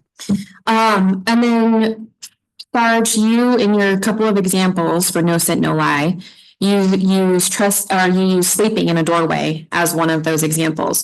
Why would we pass this if we already have no camping? I think it would just add, like I said, it would give us another option. If the person is just laying there, sleeping there with no type of like shelter or blanket or tarp or anything like that. I think it just gives us another option as something that we can enforce. But another reason is the camping ordinance applies to city property. That would be private property. That's along the sidewalk. Those cubbies, like when you're going north on Main Street from City Center, they also have those cubbies that are in those areas. Basically, the idea is to prevent, in my opinion, to prevent Pueblo from looking like the capital area around Denver, where people are camping and sleeping on the sidewalk, setting up tents and that kind of a thing. And then, wouldn't then trespassing, wouldn't they just get trespassed if it's in a doorway of a private, business? Wouldn't they just get trespassed? Like, why then would we need this? There are a couple of limitations to trespass. Part of our trespassing ordinance is it has to be somehow designed to keep people out. So like trespassing, if I went and slept in your front yard, that wouldn't be, if you didn't have a fence, that would not be trespassing. But if I went into your backyard that was fenced to keep people out, that would be trespassing. So there's some peculiarities. There are other laws that could also, in some certain circumstances, address this issue, but they don't all address all of the factors that are related to the kind of behavior that I believe this law is trying to control. And then my last question, this is for Mr. Gifford. Would this qualify for the no sit, no lie specifically? Would it qualify also for like street performers? For example, there was that guy in front of Sacred Bean who would always play his little instrument all day long, and he would sit there for 8 hours. Would this also constitute that? It's going to be situation specific, but I think what this is more geared towards is, for me, an example that I've seen every day I drive up Greenwood are people just sitting on the sidewalks and sleeping there. So that I think is what it's more geared towards. And I think our police officers have common sense enough to know the difference between vagrancy and street performers and would trust their judgment. But then when we open ourselves up to a lawsuit, if it's not being applied. No, if you're sitting down playing a guitar, I think that is a vast difference than someone who has set up a sleeping bag on the sidewalk. And I don't think that would constitute enough for a legal challenge if the person in a sleeping bag on the sidewalk were to be ticketed while somebody else isn't. Even though per the ordinance, they're doing the exact same behaviors and sitting with it's not tied to an event, it's not tied to any specific thing. They're still breaking the ordinance, even though they're engaging in two very opposite or different behaviors. Every day I drive down I-25 going south and speed limit's 55 and I get passed by people doing 70. If I get stopped for speeding, I'm not going to be able to sue and say, well, you're not stopping the people who are doing 70. So I don't think that would be a very well-made argument in court. Okay, Councilor Maestri. So the first, was it 12 or 14 citations that you wrote? You're only really writing citations to those who are not cooperating with moving their camping equipment, correct? Yeah, in most cases, that's right. There's some discretion involved, but yes, most of those, yes. Yeah, so there's a lot more people that you're coming across that are out there camping when you're actually writing citations, or you're just giving them that opportunity. That's right. Yes, and it's up to the judge's discretion, right, Mr. Gifford, as far as, because the fine is up to $1,000, but it's up to the judge's discretion on how they choose to impose penalties. Correct. If it's a Class 1 municipal offense, up to $1,000. They can do community service, really the habitual offenders, when it starts to really affect probably the higher penalties. I would like to see the Nisset and the Y amended to take care of the north side business district. I know you need to do an experimental, but whether they come out, they're going to come after you, they're going to come after you. It's not really going to make a difference if it's what size it is. I would like to see council amend it because, up there along Elizabeth, they're sitting down, they're leaning down, they're all behind McDonald's there, on that back street, all along. And I'm sure that Council Boston can attest to that, of all the people that are running down there everywhere on the city sidewalks, underneath the bridge all day, and so forth. And so I would like to final vote that we need to include like all the business districts that are the same as the downtown business, the same zoning as the downtown area. So just, I don't know if we can do that in advance, get that ready, or if we have to make an amendment, at the time of the, vote. How do we do that, Mr. Gifford? Where we're at right now is I know one, I wasn't here last week, I apologize. One of these ordinance was taken off of the agenda for the 10th and one was placed on the 24th. Which one is on for the 10th? Do you know? The camping. The camping. Okay, so if it's the Sitwell ordinance you're wanting to amend, yes, the 24th agenda has not been set. We could, if there's a consensus among council that they would like to see that, or if there's any other feedback that they can provide me, I'd be more than happy to make those amendments to the ordinance prior to bringing it to council for a first reading. I think it's fair to all the businesses in town, because when we started back 2 years ago, when Mayor Graham and myself were talking to the community, they were reaching out to us. It was not just the downtown area. At that time, we had a different legal counsel that kind of just wanted to, test the waters. It doesn't really matter the size. If there's going to be some pushback, it's going to, no matter what size. I think we should be fair to the business community. And so I would like for, if the chair would ask for a consensus on whether to expand that to the business area. And Finish going through this real quick, Joyce. President Mark Gailiff, please. Yeah, thank you for the information that we have, and thank you for what you do. I mean, my main concern is this. So if you go to the city code of ordinances, which is in 11-1-202, it clearly states loitering or loiter shall mean remaining idle in essentially one location or to tarry, and shall include but not be limited to standing around, sitting, kneeling, sauntering, or prowling. It shall be unlawful for any person to loiter in a manner which obstructs any public street, highway, sidewalk, entrance to a public facility, hindering, impeding, or tending to hinder or impede the free and uninterrupted passage of vehicles, traffic, or pedestrians. And it goes on, in or upon any public street, public highway, public sidewalk, or any other public place, and engage in any act which obstructs or interferes with the free and uninterrupted use of the property, or with any business lawfully conducted in or upon or facing or fronting on any such public street, public highway, public sidewalk, or any other public place or building, all of which prevents the free and uninterrupted ingress, egress, and regress herein, thereon, and thereto. It's pretty, I don't understand, and maybe Mr. Gifford can expand on that. So we already have it on the books. Why would we have to add another one that says essentially the exact same thing? Sure. First, to answer your question, I think that would be a policy decision by council. It was requested that the law department bring this before council. In the policy decision, it's now before you. The other reason I could imagine is that the new ordinance provides for a class 1 municipal offense as opposed to a class 2 municipal offense, which is loitering. So the class 1 would obviously carry larger fines and greater punishment. So that's the best answer I could give you.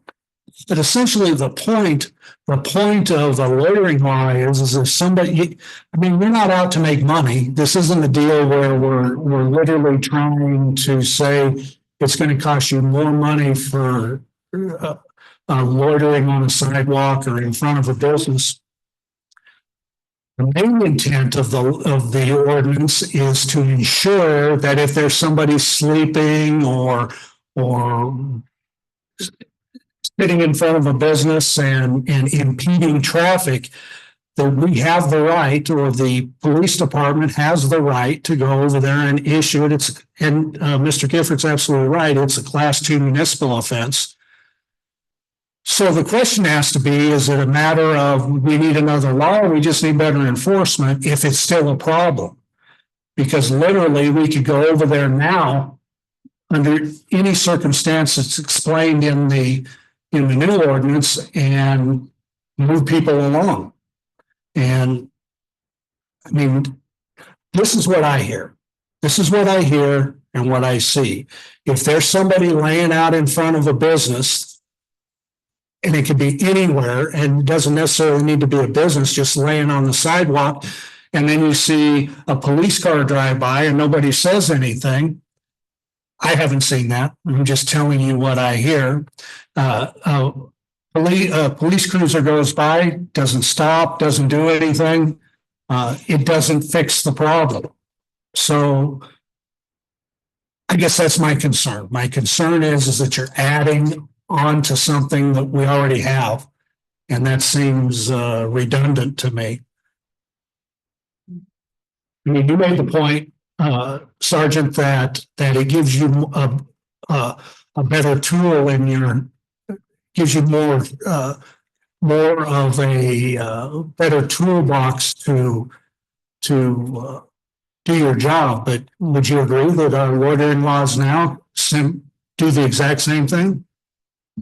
Yeah, I think they're similar. We've been operating off of if the area, the business, what have you, isn't posted with a no loitering sign, then we were giving those people a warning, saying, hey, you can't loiter here, you can't sit, lay, whatever. But if it was posted, if the business or whoever hung the no loitering signs that we offer and it's posted, then we could say, okay, look, it's posted.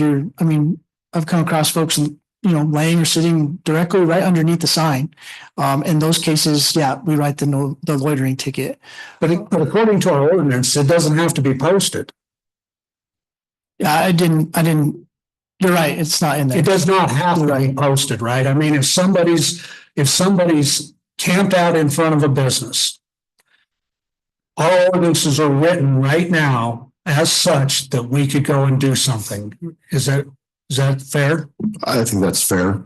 I don't know whether there are certain circumstances that this other ordinance contemplates that the loitering doesn't. But in general, I think your statement is accurate. Okay. And the other good thing about the loitering ordinance is it covers the entire city.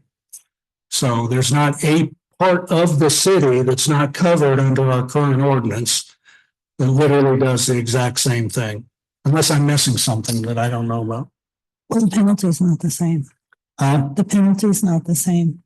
The penalty, okay. Yeah, the penalty is not the same. So the penalty that they'll never pay. Councilor Tina. All good questions. Big concern of mine, we recently had a business area on Mill Street where we had homeless on the second floor run the building and bring the whole entire floor. I've spoken with a lot of people in the downtown area because most of the downtown area is in my jurisdiction, my district.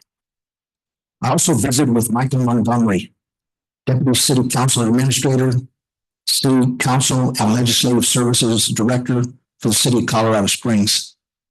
Now we have to understand that Colorado Springs is about 7 or 8 times bigger than Pueblo, city and county, El Paso County. We've got problems here. And I'm asking that this no sit, no lie, no stand, no camping, include the downtown areas from the bridge here on Moon, the bridge on Moon, all the way north to Mineral Palace Park and include all the downtown area. That's what I'm asking. And again, I've done my research and I've spoken with these people. In fact, they've sent me the city codes that they have. And I visited with them. We need to come in the 21st century here, folks.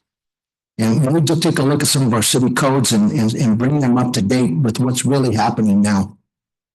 And I'm really concerned.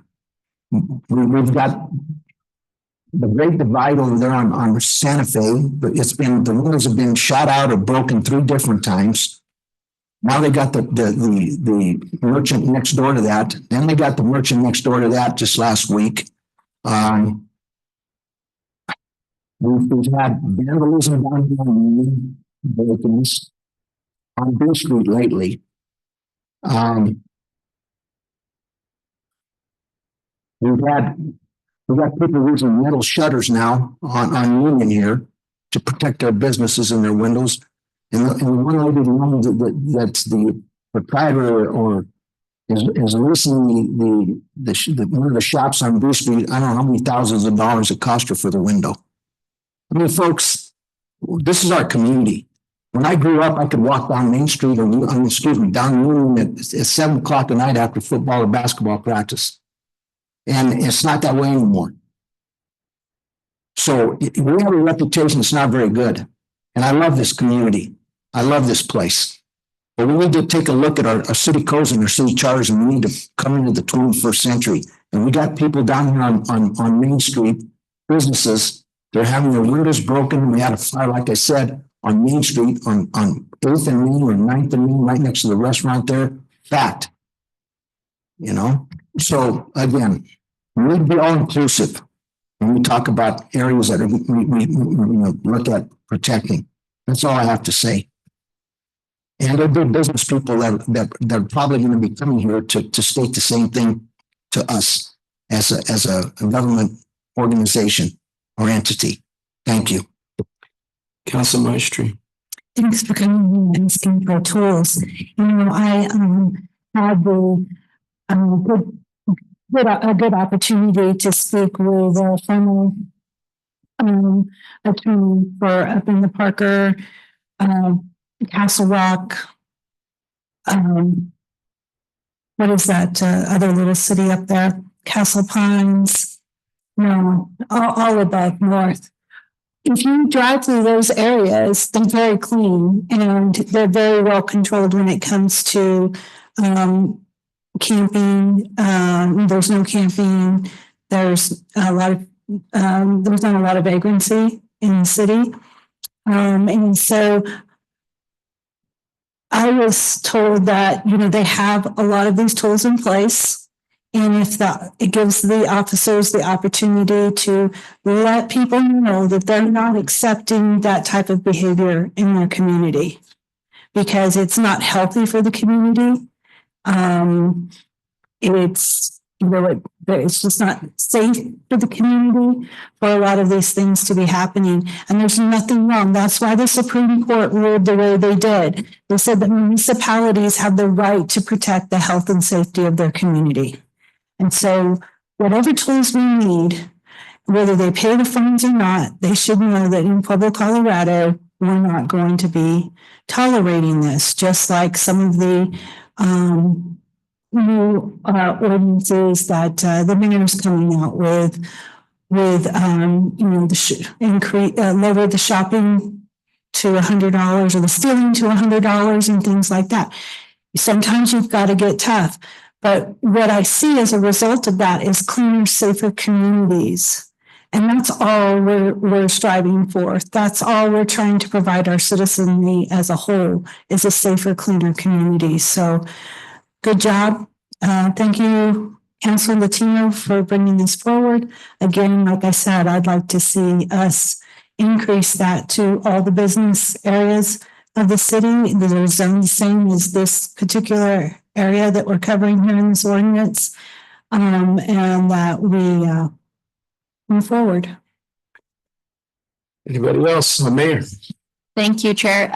Sergeant Garcia, can you talk a little bit about when, you know, how a loitering call gets called into you as opposed to what it would be if you had this additional tool? Because the way that I would see it is this could be a proactive policing effort. This would be something that the officers could drive around and potentially see instead of a business owner or a citizen calling in about somebody who's been loitering on their property and what the difference would be between the two.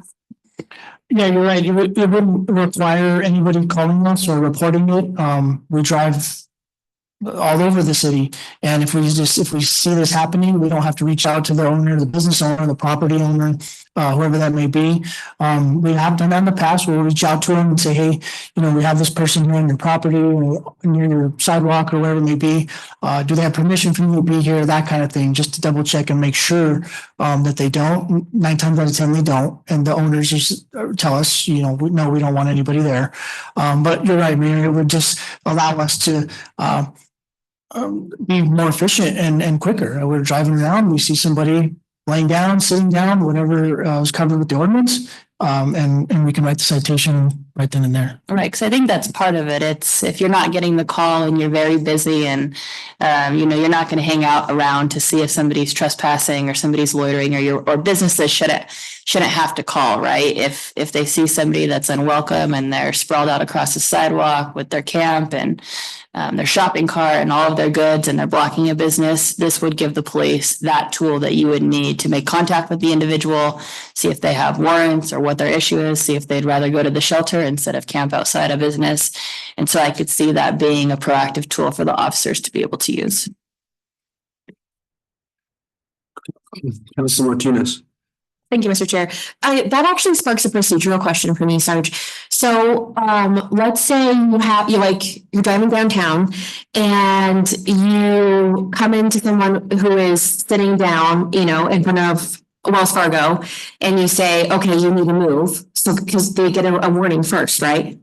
Yeah, that's right. Okay, so then they move down the road and then they go to, you know, another building, like a couple blocks down, but then they're sitting in front of there. Do they get then another warning, or because you're contacting the same individual, then they get the citation? Or because they're sitting in front of somewhere new, do they get to start over again? Does that make sense?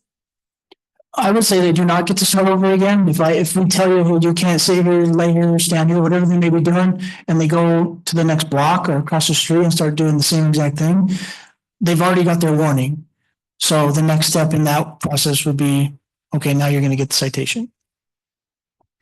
Councilor Boston. Thank you, Chair, and thank you, Chief, and Captain Garcia. I just want to first extend my appreciation to everything you guys do, and specifically the DICE team. I know you guys helped me out tremendously with a lot of the issues that I had last year, and why I actually came to council to begin with. I would say some of that proactive stuff makes sense. And would this be a higher priority call, since it would be or like an instance? Because I know like when calls come in, loitering's, bottom of the list pretty much, because it's not like super important with what's going on. So would this be like a higher priority matter if something were to get called in, maybe? Or I don't think so. Just because of the nature of what it is. If there's no violence or anything like that going on, so it'd probably be similar priority level. But again, I think it would also help with the proactive side of things, where officers could do that, where we don't have to get a victim to be involved for the charge. Okay, and I agree the proactive thing a lot, because once I told you guys that I didn't want anybody hanging out around my restaurant at night and stuff like that, I know you guys would, try to be in the area more often, and it would just make it a lot easier because you already knew. So if we had a district that would kind of prevent some of those things, that would make sense. And then I guess President Aliff does bring up some good points, saying it's kind of doubling down on something that's already implemented. But since we could be proactively doing this, not having to wait for a call, maybe that kind of mitigates some of the doubling down on some of the things, or it being a higher level offense could maybe kind of combat some of that as well. And then when it comes to what Councilor Meister said about amending,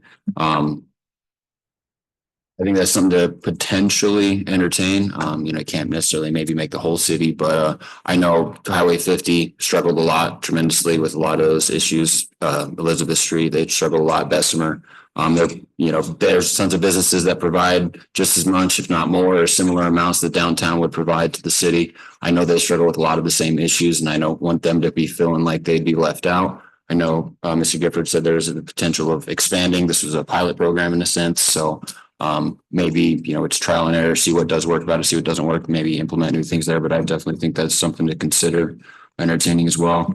And then also with the numbers, since the DICE team, you said is only 4 officers plus yourself, I think it's important we don't maybe necessarily get too hung up on a number of 12, because if the police force is 180 officers or so, and this is only 5 of this, you can definitely guarantee that there's been other instances. And like they said, they're probably not always writing the tickets. They're probably trying to work with individuals, get them to move along until there's those ones that don't want to be cooperative, and then they write the citation. And just to clear up one thing for the public, I know a lot of people were misinterpreting, I think, what happened last Monday. They thought we were passing something that was going to make camping illegal, even though it already is. This is just amending it to take out that one little clause to make the call. So I just want to make sure that was corrected for people to understand. President Milo. Yeah, I apologize if I didn't know what I was talking about. So right now, today, if you go out tonight and somebody's sleeping in front of my business, sprawled across the sidewalk, you can't stop unless I call you.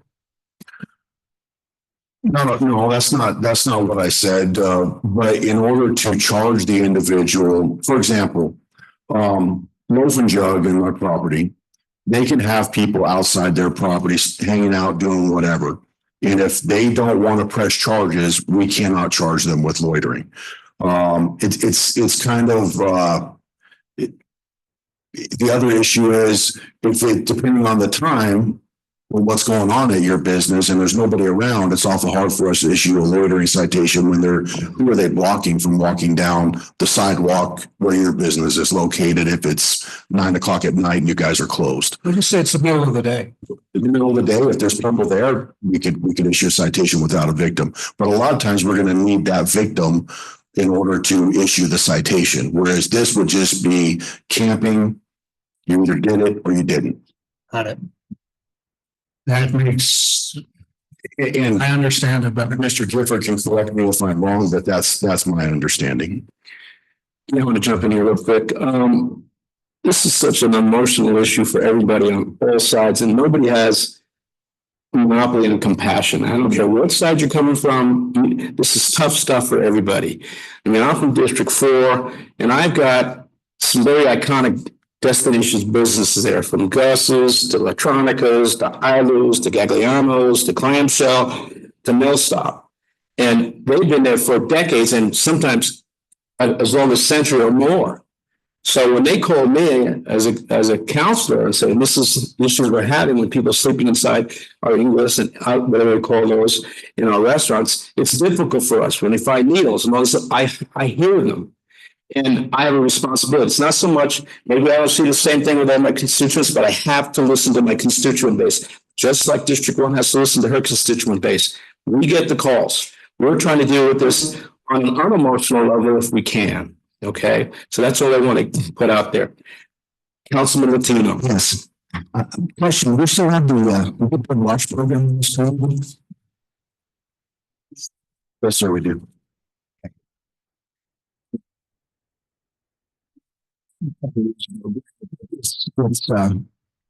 It's no longer resistant there. In Arizona, it's called the Med Patrol program. But I have been in touch with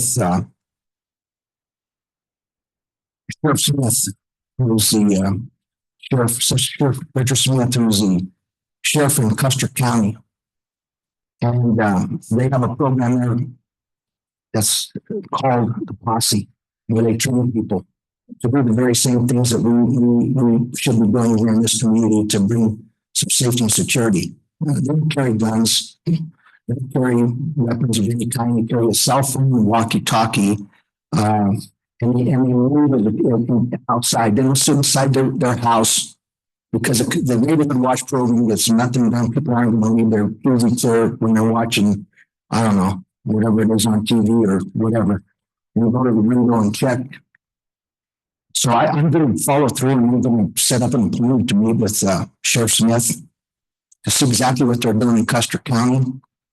And if someone from the police department would like to go with me, that would be great. And we're also going to invite somebody from the sheriff's department.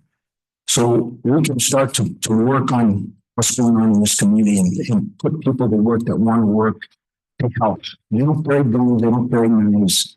They walkie-talkies and cell phones. That's what they did in Phoenix. That program is gone now because I'm sure it got a little bit crazy because I started that program in my neighborhood. You know, it was a great program.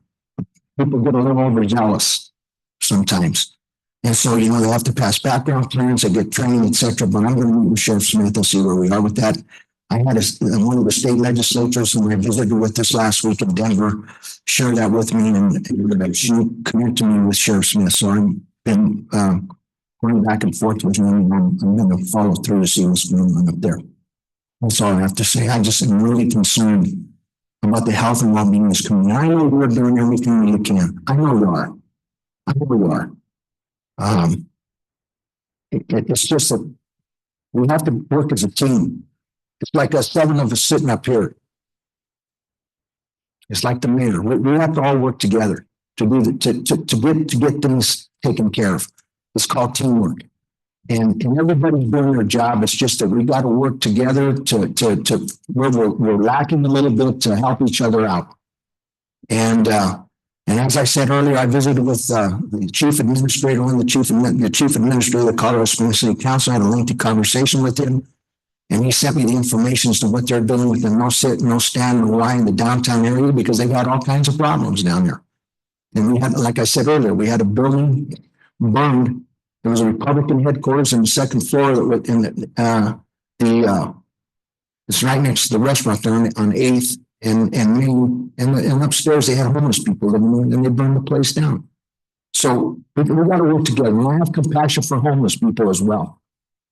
And we got the program going at Catholic Charities to put them to work because of some of the things that they're doing in other places by putting them to work.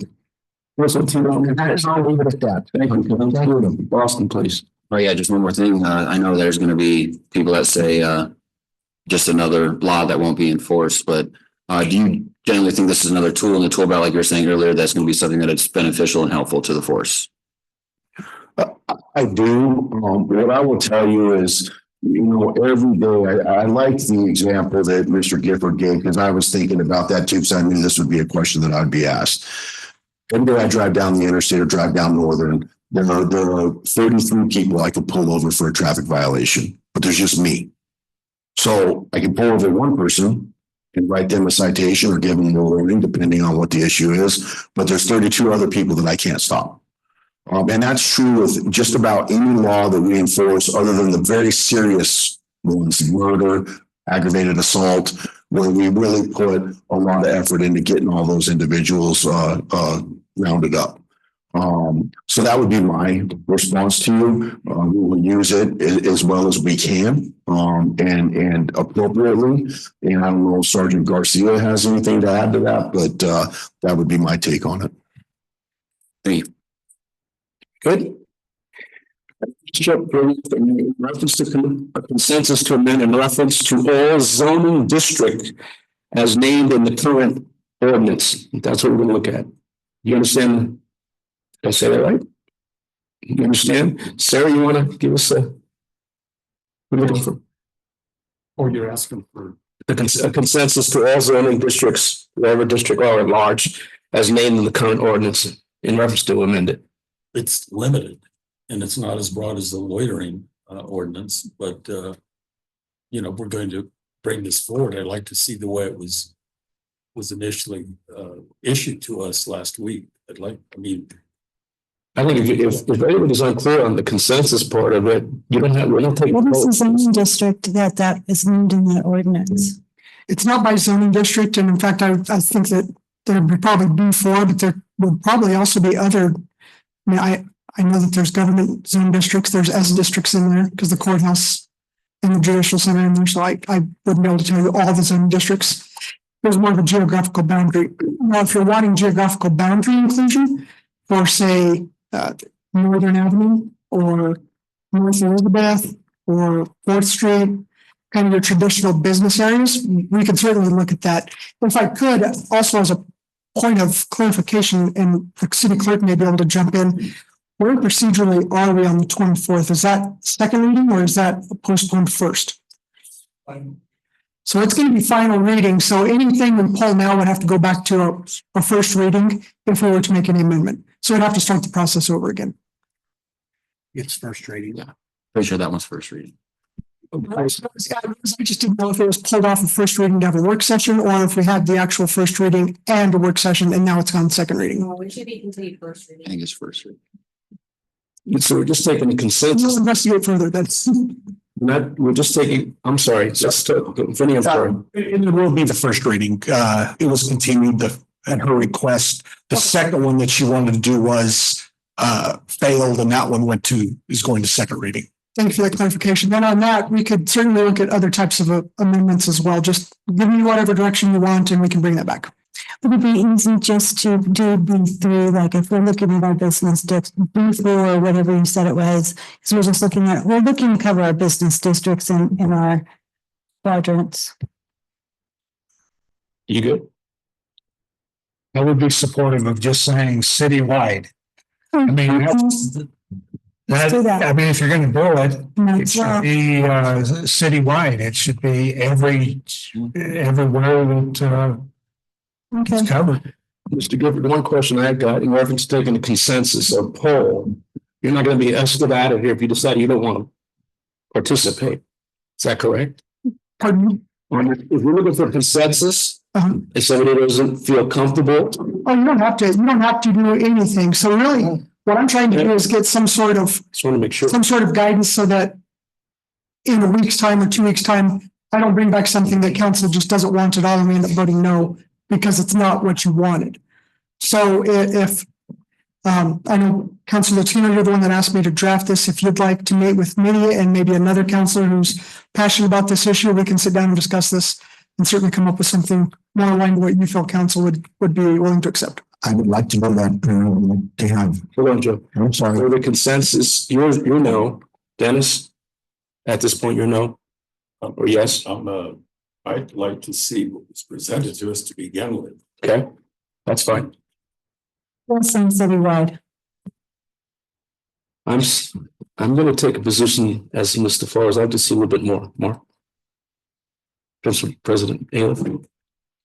Yeah, I think if it comes forward, it ought to come forward citywide. Okay, Mr. Wilson? Yeah, I think the zones would be a little too nitpicky unless you're gonna draw out the different zones of like you said, because it's not just a zoning issue, it'd be different maps.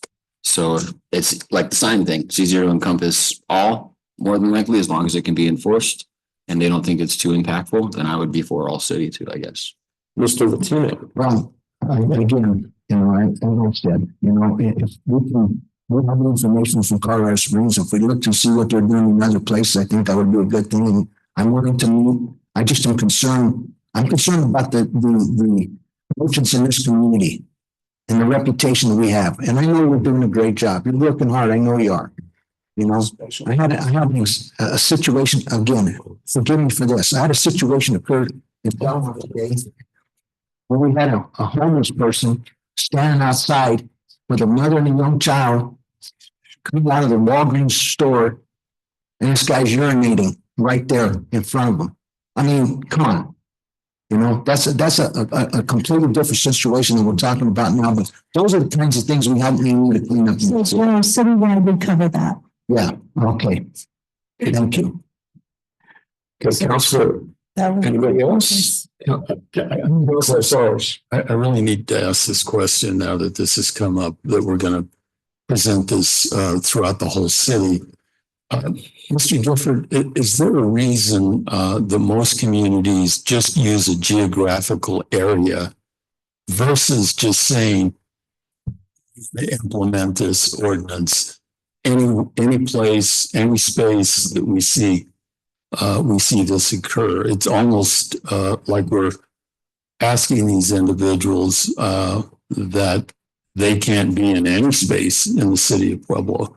If we have that broad of an ordinance, there must have been a reason that most of these, even Colorado Springs, that kept this ordinance a little compact to deal with what was the primary complaint by business owners of them laying in the doorways, obstructing, them to do commerce. I just need clarification. Yeah, without actually, I don't know why other city councils did it the way they did it. I'm sure it's a policy decision that's most likely justifiable based on the grounds that you said, is that those are business owners. We want to encourage commerce in our business districts. We don't want people having to walk around, individuals who may be laying on the sidewalk or sitting on the sidewalk. That's more of it. And I think also, if you're sitting on the sidewalk in front of your home, that's different than sitting on the sidewalk in front of a business. It may seem small to you, but to me, it does seem like a difference. That's something I'll definitely need to research more as far as citywide no sit, no lay, because I'm not familiar with one, just off the top of my head. Like you just said, the musician who's pandering on the sidewalk with their music is going to not be looked at as what we're trying to achieve here. Then we move everybody outside of the business areas. They're going to move into the neighborhoods. That's just what they do. They just continue to move. So then we're saying, oh, now we have to deal with the neighborhoods. And because in the larger cities, it's happening. You can go to neighborhoods in Denver that aren't business, where there's people on the streets and the sidewalks in larger cities across the nation, not just Denver. Good. Okay, folks, we're going to be heading into a special meeting as we're now adjourned. 5 minutes. 5 minutes. 5 minutes. In 5 minutes.